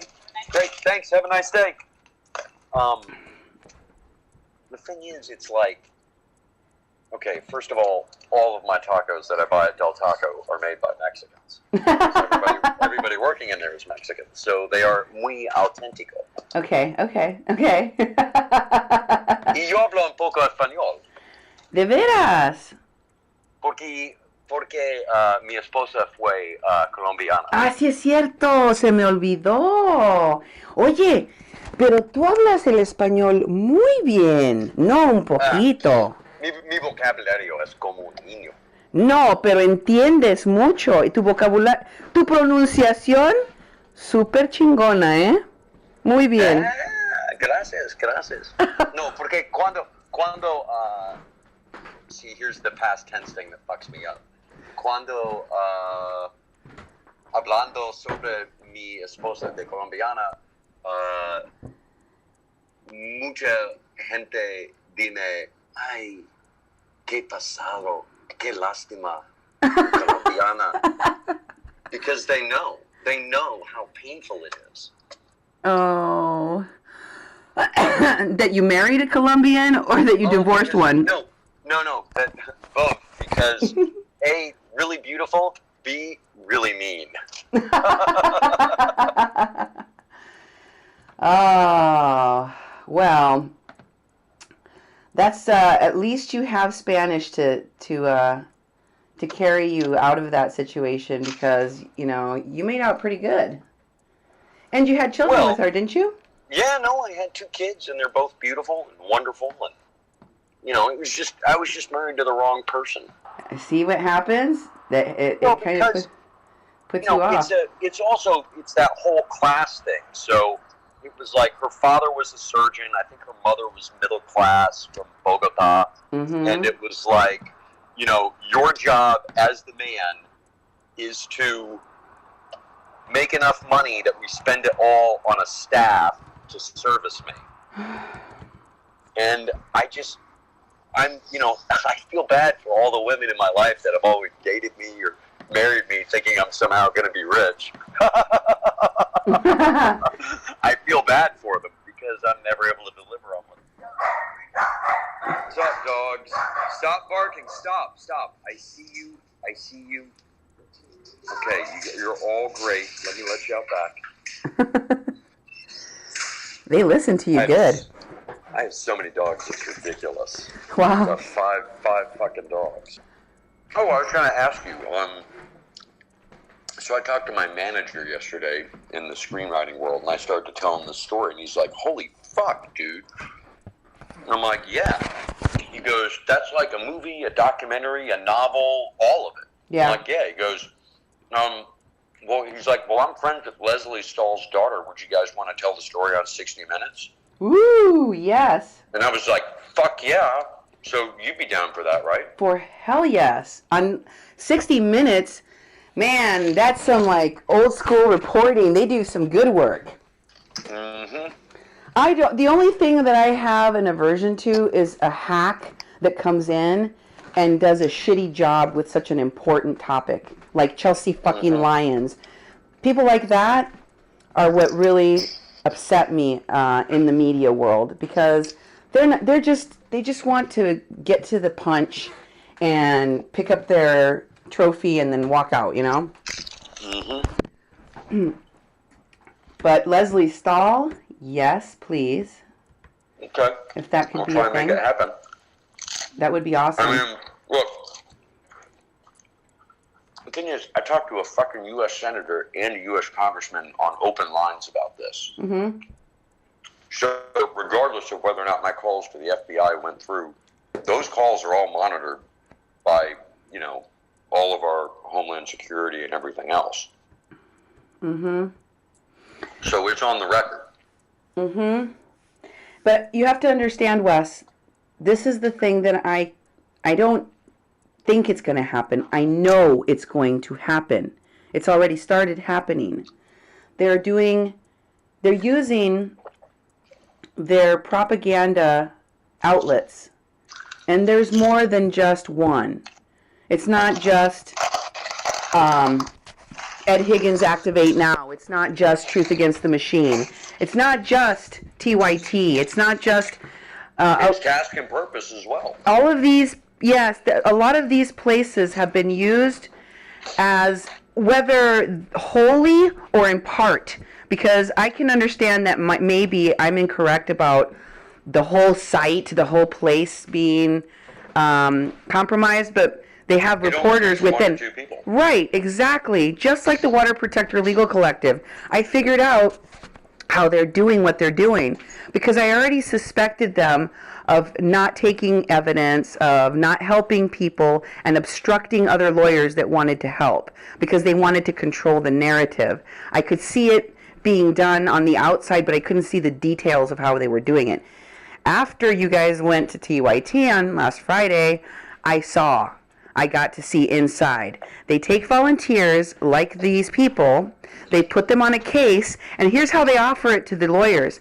Hi, they fucking retained every single North Dakota lawyer that they could. They put Freshett and the Water Protector Legal Collective in every law firm in North Dakota. That's why I couldn't find a lawyer. And I went to Willie early on, and I'd asked him a number of times to look at this case, and Willie's not the sort of person to say no to me, especially because I usually bring him viable cases. I am a paralegal, so I know how to dress up a case before you take it to a lawyer to make it more palatable for them. It was the issue of, well, first, honestly, I didn't have any money to help Kathleen, so I was asking him to do pro bono work, which nobody likes to do. And second of all, he's so far from Bismarck that he felt like this was not only going to be costly, it was going to be very time-consuming and difficult, and he didn't even want to think about doing it pro bono. So when I got $10,000 that I could give to him, something shifted, and he asked me about Freshett. He said, I had some lawyers come from Freshett and asked me if I wanted to work for them, retained on any water protector cases. So what they did, I talked to his law clerk. She said they came in and they just basically say, hi, we would like to know if you would be willing to be an attorney for water protector cases. We don't have anybody for you yet, but if we do, we'll send them your way, and you already have the retainer on hand. And here's the best part. You don't even have to work the case alone. It looks like you're a small firm here. We will send you law clerks. We will send you law students and volunteers. And in fact, they can even do most of the work for free. All you have to do is be the attorney of record. So that's how they got all of these lawyers in North Dakota shanghaied. Because you know what? They don't even have any idea. Lawyers do this all the time. Lawyers have their paralegals do all the work. That's how it normally happens. But at least you know your paralegal and you trust her. Now you're doing pro hoc work with a network of fucking people you never fucking met. You don't know them from Adam. And even the people within those networks, the Water Protector Legal Collective and Freshit, don't know all of the people that are working for them.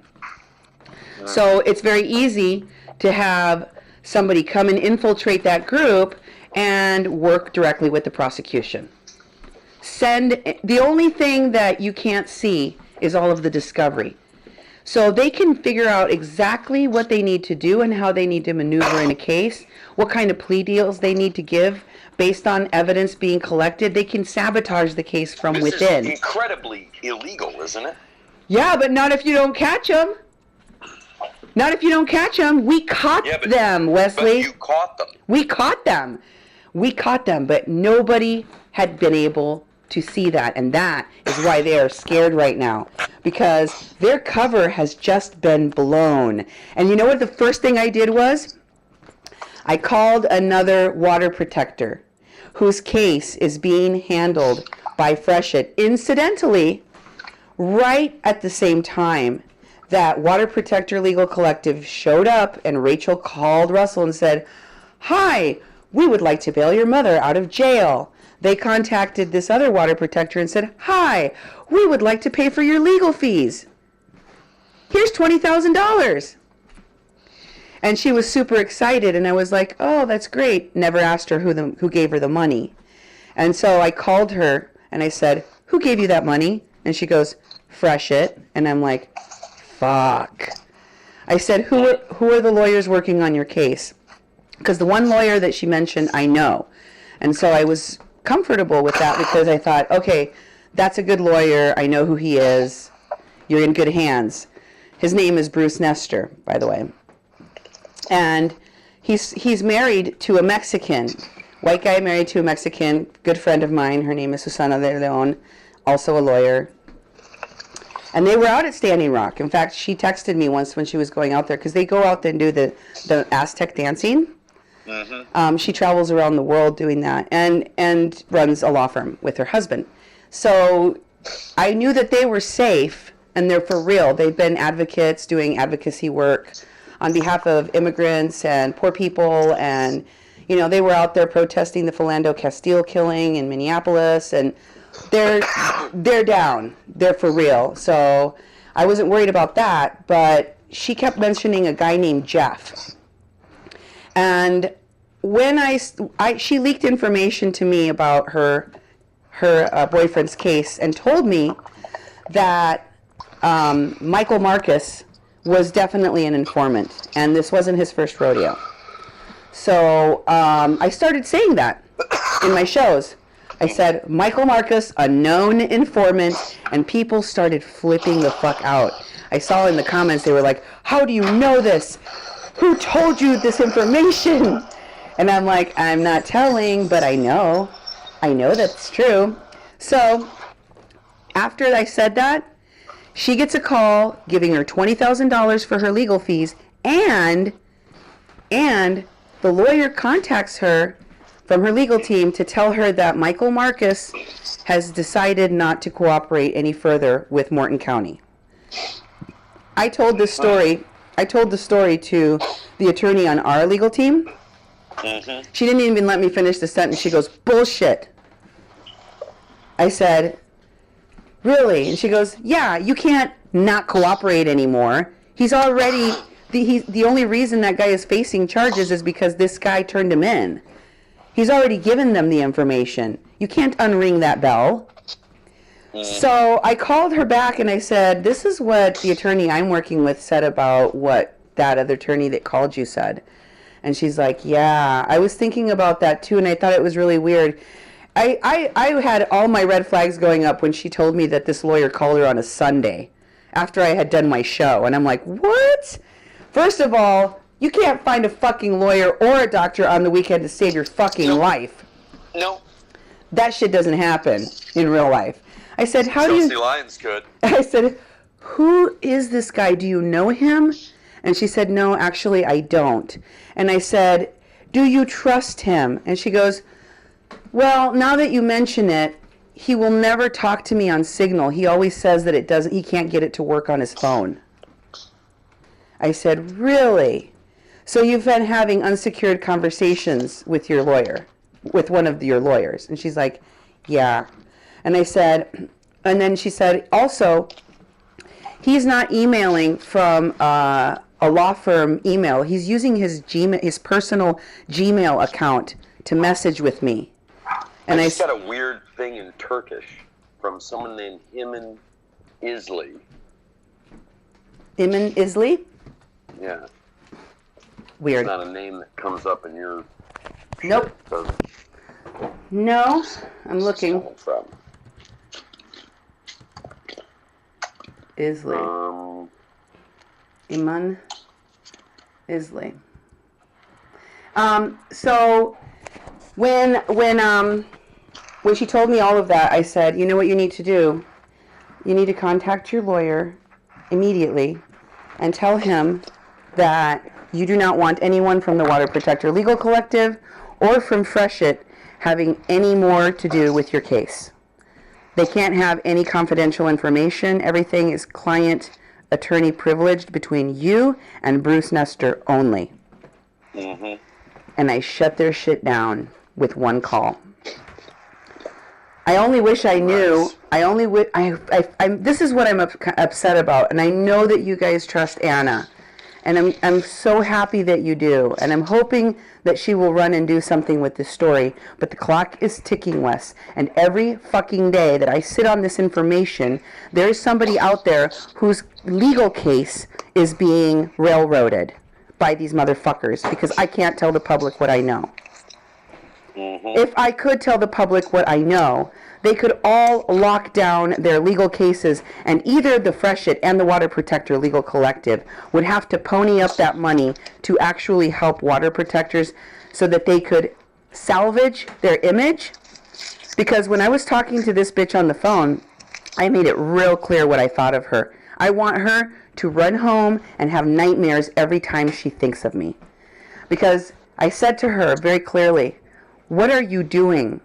It seems to be very clear to me that you are only here to bail out Kathleen if it gives you access to client and attorney privileged information from her case. And if that's the if that's the contingency on which you are willing to bail out Kathleen, she does not want your help. And she's like, no, of course not. I said, because you are gathering information. You have you can't explain to me why a paramilitary contractor is your carrier, your cell phone carrier, and who your phone is registered to. This no first name, last name Preston person. You've been gathering information. You've been contorting yourself to go around the legal and proper professional pathway to dealing with this case. Here's what's weird. I got notifications in Turkish for messages I supposedly have on Facebook. Mm-hmm. And when I go to Facebook, there is no Turkish message. Weird. Yeah. Are you in Messenger? No, I'm at my actual Facebook. Okay. Let me click on this fucking link. It's got all these people on this. I'm talking about Facebook Messenger too.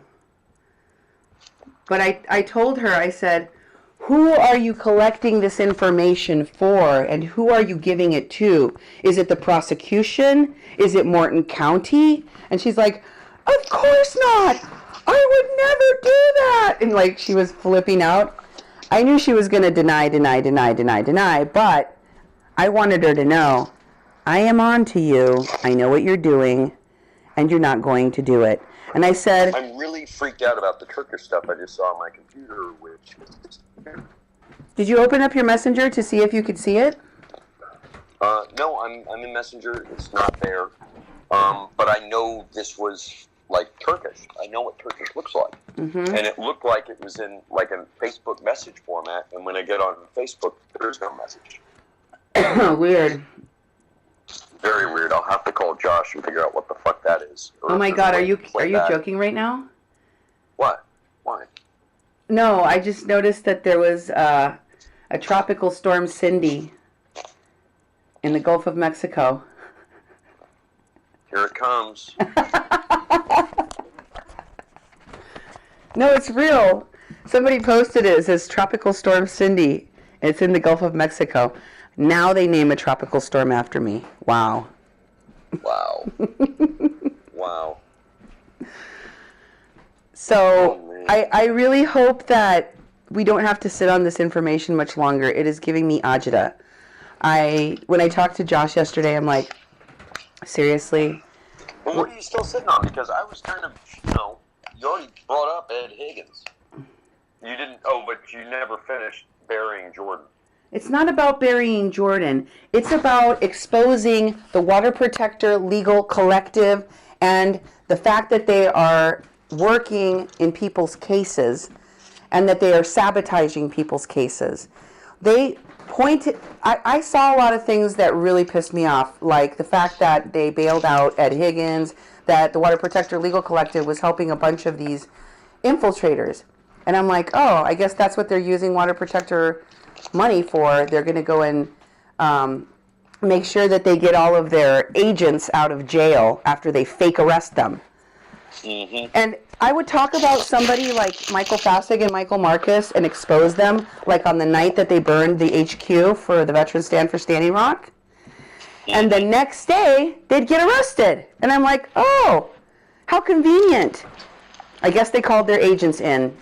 Got to get arrested because now people are suspecting you of something shady. So that's when Marcus got arrested, literally like the day after I called him out, and Fassig. And so that was one of the indicators to me that they were misusing the money. It seemed almost as if the only people they were willing to help were people that didn't need any help. And the people that actually needed help were not getting any help at all. I called, after working with them and helping them on picking up people that were getting out of jail and, all of that collection of evidence, they didn't want my help anymore. They cut me out of the Signal group chat, and they stopped taking my calls. They refused to take my calls, which is really, really odd given the fact that Chad Nodland, one of the attorneys of record on this here in North Dakota that was working with the Water Protector Legal Collective, is a friend of mine that I've known for many years. Even he stopped talking to me. Never returned any of my calls. So I had suspicions, and then I started talking to other lawyers that came to me because they know I have a legal background and I know attorneys in the state, and they're like, can you find anybody that would pair up with us? We want to come in there and give free legal counsel to all these people getting arrested. Others came to me and said, we're with a group that wants to sue Morton County and force them to open the bridge. And other people said, we have a motion to sue the state of North Dakota for environmental damages and blah, blah, blah, blah. And they had to go through the Water Protector Legal Collective. And I know for a fact that the Water Protector Legal Collective was saying, oh, we'll handle that. We'll take care of that. Give us your work and we'll take it from here. Thanks. And then they wouldn't do shit with it. On several occasions this happened. And these lawyers, they're not the kind of people that are going to call out the Water Protector Legal Collective and call them a sham publicly. Because in that world, they don't do that to each other. But I had several of them reach out to me and go, fuck those people. I don't know what's wrong with them, but they don't want to help people. So I knew that there was something really strange about the way that they were conducting themselves. Didn't realize to the extent that they were controlling everything, soup to nuts. You know? They're controlling every little piece of it.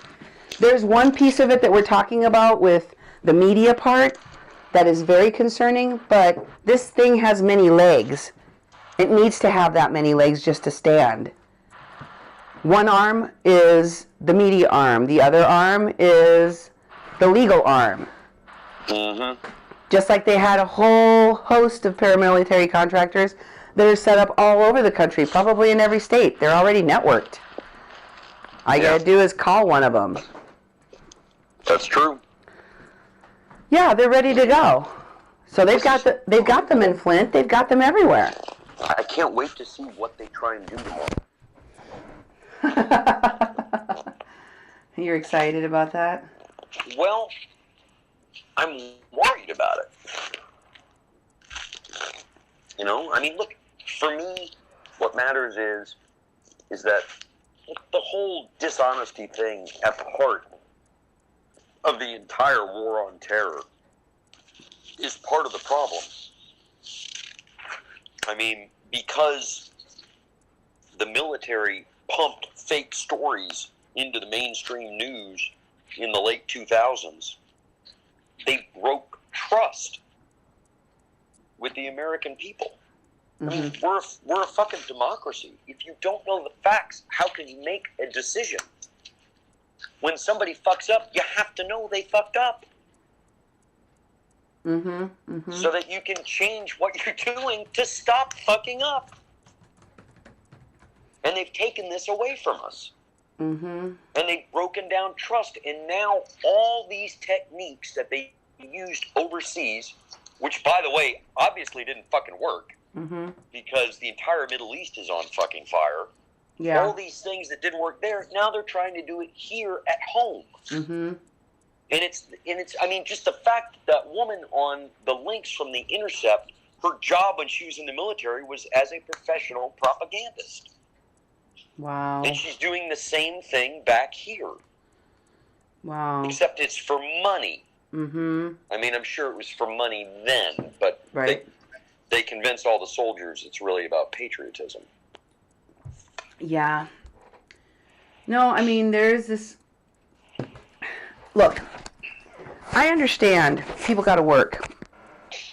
And I always say, don't hate the players, hate the game.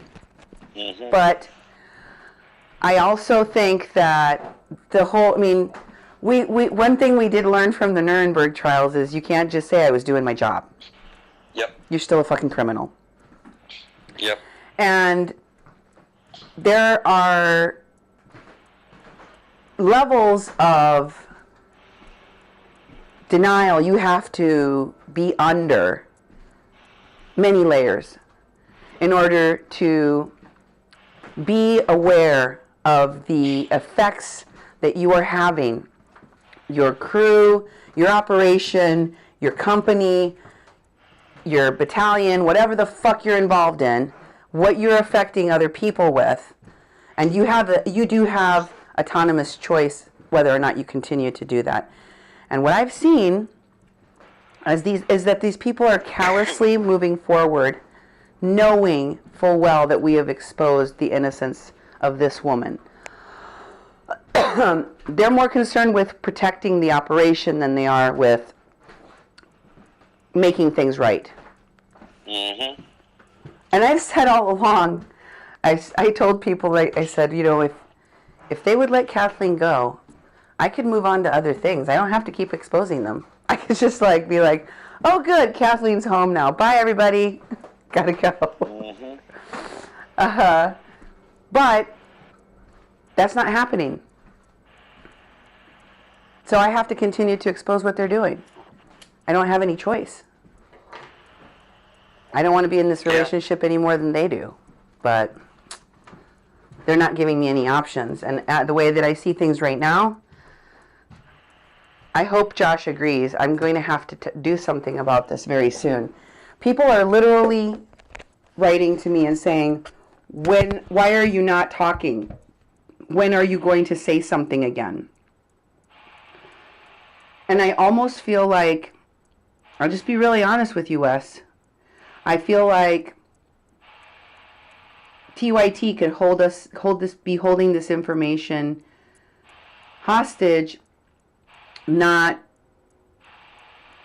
possibly with the intent of doing something with it, possibly with no intent of doing anything with it, but when we're sitting here not doing anything or saying anything that exposes people that are part of this, they get to carry out their plans unfettered, you know?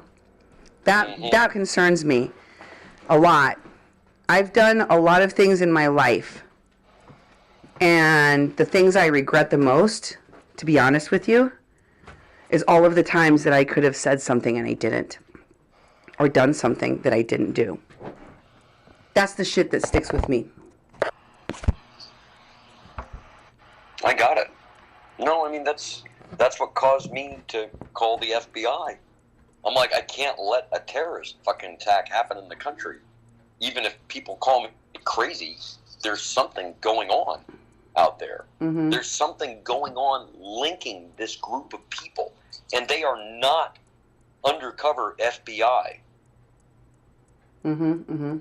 Like, I highly doubt Chelsea Lyons, Jordan Charlton, Mike Wood, Ed Higgins, and fucking Evan Duke are FBI. Highly doubt it. Just because of Evan Duke's drinking and everything else. Mm-hmm, mm-hmm, mm-hmm. There's something different. Oh, yeah, they're definitely something different. But did you see the kinds of things that were in his email account? No. You know, he was taking pictures of people's license plates. Yeah, license plates, all that stuff. Yeah, no, I saw that. Who does that? Spy. Well, also maybe someone who's running from spies. I mean, I gave you license plates on the phone of cars that followed me. Right, yeah, but this is way different because he's in different locations and he's taking pictures of people's cars and their license plates, and he's taking Wi-Fi passwords, you know, at different events, and maps, pictures of the mapping the whole location. Yep. That's just spy shit. That's what that is. If you what did they do when people were in the civil rights movement? What did they do when people would meet somewhere? They'd go around and take pictures of their license plates. Yeah, that's true. They figured out every time they've had a protest, a march, or whatever, they have a contingency of their people that know the route, that know the layout, and that are going to be infiltrating in that group to keep tabs on what the people are doing. Yep. They're also going to need an in on all of the electronics and the Wi-Fi passcodes so that they can hook up to the same network, monitor the network, and also troll the network. Mm-hmm. That's true. That's what the guy was doing. It seems pretty clear to me. Not to mention the fact that he became, overnight, he went from being a deadbeat that doesn't pay his child support and is in huge amounts of debt, to being flush, having bunches of money in his bank account, and not having to drive around all the time. Now the motherfucker's flying here and there, all of the time. I would love to know what the fuck is going on in Hawaii. Me too. I'm very curious about that. Well, hold on, I'm home, so let me look up on Facebook, and it's going to take me a while to scroll down through all these motherfucking messages. Mm-hmm. But I know these guys sent me a ton of messages.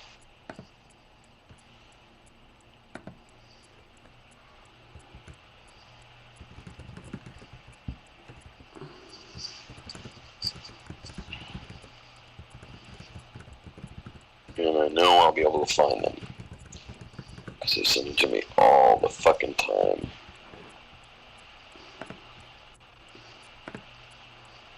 New message. Oh my god.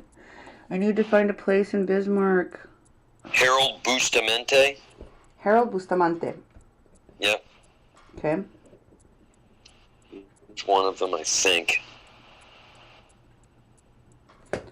Harold Bustamante. Okay, found him. Same MO, travels all over the place. He's owner, CEO, executive producer at One Love Vibration Films. Mm-hmm. Oh my God. His Facebook thing is a bunch of money rolled up in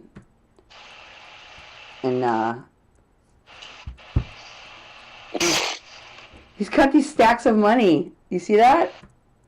No. Is that his page? Looks like it. Probably. Human that loves all life, that respects life on planet Earth. May the force be with you. Here it is. It's in Wikipedia. The 1st Earth Battalion was the name proposed by Lieutenant Colonel Jim Channon, a U.S. soldier who'd served in Vietnam, for his idea of a new military of super soldiers to be organized along New Age lines. By the way, this is the guy who was responsible for the men that stare at goats. Okay? And this guy Jim Channon sent me all kinds of shit after Standing Rock, trying to get me involved in his group. Are you fucking with me right now? Look him up! Look up 1st Earth Battalion. And this guy, Harold Bustamante, when he was out in D.C., tried to meet with me. And I'm always like, nah, I can't meet. Because after that one really spooky guy came by my house, I'm like, no, I'm not fucking meeting anyone. And this guy said, oh, no, you should get in touch with Jim Channon. I know Jim Channon sent me a ton of shit after Standing Rock to my West Clark Jr. account, and I looked at it, and I was like, this looks batshit crazy. It is batshit crazy. No, the reason I'm asking you if you're putting me on right now is because there's this one person I've been talking, well, she messages me all the time, but she keeps talking about the men that stare at goats. Okay, but here's another piece. Jim Channon lives in Hawaii. So does Chelsea Lyons. What? Chelsea Lyons is from Kona, I believe. Get the fuck out of here. Yeah. Lyons, Kent. Chelsea Lyons, Kent, Hawaii. There's a big CNN story about her giving the middle finger to... at a Democratic delegate. She's a Democratic delegate from Hawaii. She gave the middle finger during the DNC roll call. Oh, yeah. Of course she did. Let me see. I'm pausing it. I'm going to send you the video on Facebook so you can see it. And here is... Okay, so now we know what the Hawaii connection is. They're all connected to Hawaii. Oh, shit. Wesley... I always have a hard time finding you to message you things on Facebook because we're not connected. Message, just friend me. They'll all know we're friends. They all know we're talking anyway. Okay, there. Just friend me. Every time I go to look at your face, I'm like, where is he? I have to type out. By the way, one of their other Hawaii connections tried to friend me today. Yeah. Sarah Lopez. Ah! She is, oh fuck, really? Oh my God. Yep. Okay, so let me tell you what I know about that. So when Missy Waddell, the woman that gave me her her statement about Ed Higgins, and she was the one that's been giving me all these documents too. She contacted me a full week ago. Well, now it's even longer. Probably now closer to 2 weeks. But she first talked to me on the phone and told me all of these things about Ed Higgins and how he had assaulted her and how she'd worked on Activate Now. And I said, you know, I'm going to need you to send me some documentation of what you're talking about. So she started sending me this stuff, and she was talking with other women on the board, including a woman named Lene, what's her last name? Lene. I've never heard of anyone named Lene. Well, I'm just going to give you these names so you have them, because if you hear of anything about them, then you will know. Lene, is this her? She just friend requested me recently. So. Okay, Jim Channon. He last messaged me he messaged me all the time. Want to hear some of the crazy shit he wrote me? Yes. Okay, going back to 12/03/2016. Mission, EarthSupportBattalion.com from Jim Channon, LTC retired. Advancing peacefully from Earth Battalion Manual, carrying animals like lambs, horses, light blue peace flag, see concept about Natural Guard to carry your work forward, Godspeed, soldier for life, so with you to the end, sending camera commando David Lakota, get him to shoot the leading team, ex-Marine. That was on the 3rd. On the 5th, he is bringing Natural Guard shield I designed. Perhaps you guys could pass these out to the frontline players so they could start a battalion where they came from. David will bring one in live. Thanks, soldier. You have it right. Keep it up. Jim Channon, Commander 1st Earth Battalion.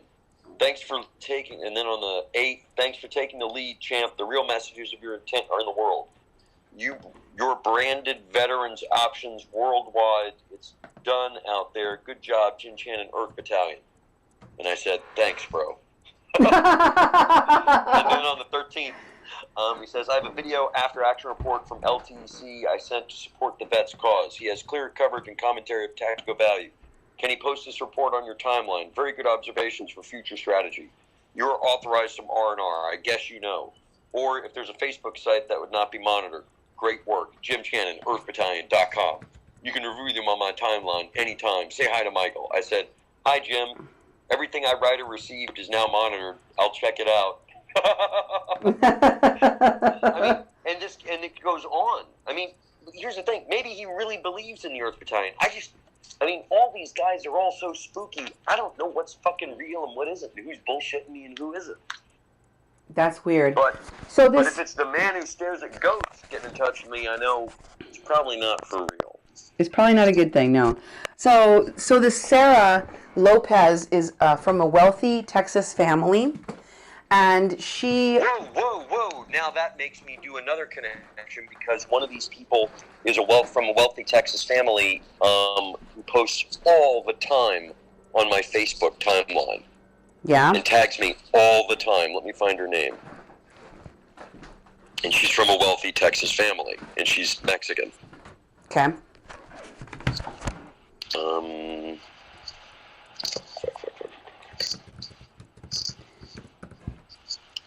Sarah Lopez was on Mary Ann Thompson-Frenk. Mary Ann, no E on it, just M-A-R-Y, and then A-N-N, and then Thompson-Frank. Got it. Oh, Frank. F-R-E-N-K. Frank. Found it. So this Sarah Lopez was basically put on the board because Ed Higgins likes pretty girls that he wants to fuck on his board, and he also wants people with money. So he put her on the board because she was funding a lot of his operation. But she started to question what he was doing with the money, and she started to question his drinking and his behaviors right around the time that he was going off the rails and his mother died and he was doing drunk live streams, and they were trying to look into his behavior and his background. So Sarah Lopez started to kind of investigate Ed and what he was doing with other people, including Chelsea Lyons. So she ran a criminal background check on Chelsea Lyons, who he was fucking at the time. And she also started trying to look into his finances, or his handling of the finances, and ask questions about him. And she was communicating all of this back and forth with other women on the board, including Missy Waddell. So she has text messages from Sarah talking with Chelsea, and they're going back and forth saying that, you know, nobody really likes Ed Higgins. The real progressives are going to dump him. He's unprofessional. He needs to get his shit together. They've tried to get him to do that, and he won't, so they're going to cut ties with him. And what Missy was talking about when she said that she tried to warn him about some of the people that around him, was this conversation between Sarah and Chelsea, because he was fucking Chelsea Lyons at the time, and she was shit talking him with Sarah Lopez. And she was saying, you know, these people don't like him. He's a fuck up. They're gonna cut ties with him. So what Missy thought she was gonna do was let the cat out of the bag for Ed and say, well, that Chelsea that you're fucking is no good. She's talking shit about you. Be careful. Instead, Ed got pissed off at her and kicked her out of the organization and acted all crazy on her. Yeah, because she saw his work review by his bosses. Basically, yeah. And he didn't want to believe that she didn't tell him where that information came from. She just said, be careful, watch out for this person. That's all she said. And that was enough to make him come unglued. So she gave me all those texts. And she said she was still in communication with Sarah right around the time that she first started talking to me. And she said, Sarah's got a bunch more stuff on Ed. Just wait until we get all of this other stuff. That's going to be really helpful for you when you do the show. But guess what? That never happened, because all of a sudden she stopped talking to Missy. And she told me she thought that Sarah got cold feet or something, or maybe they told her to be quiet, or who knows. But that she wasn't talking to her anymore for whatever reason. And when Ed Higgins posted an apology to Missy Waddell on Facebook, he tagged Sarah Lopez in the post, which I thought was really odd, especially given the fact that at the time that I was doing all of this investigating, she was helping give us information. He's so stupid. He's so fucking stupid. Yeah, agreed. He's so fucking stupid. Because now we know who Sarah Lopez is, who tried to friend me the same night Chelsea fucking writes me. God, they're so fucking clumsy. And then she looks on Facebook again, and Missy says, oh, Cindy, this was just a few days ago, okay, Wes? It might have been Friday, the same day that you guys went to TYT. She said, Cindy, Sarah Lopez blocked me on Facebook. And I was, really? Yeah. She unfriended me. She didn't just unfriend me, she blocked me. So they are closing ranks on that end. And Sarah is on Team Higgins, I guess. Yep. Hold on, I'm gonna click on Sarah's link.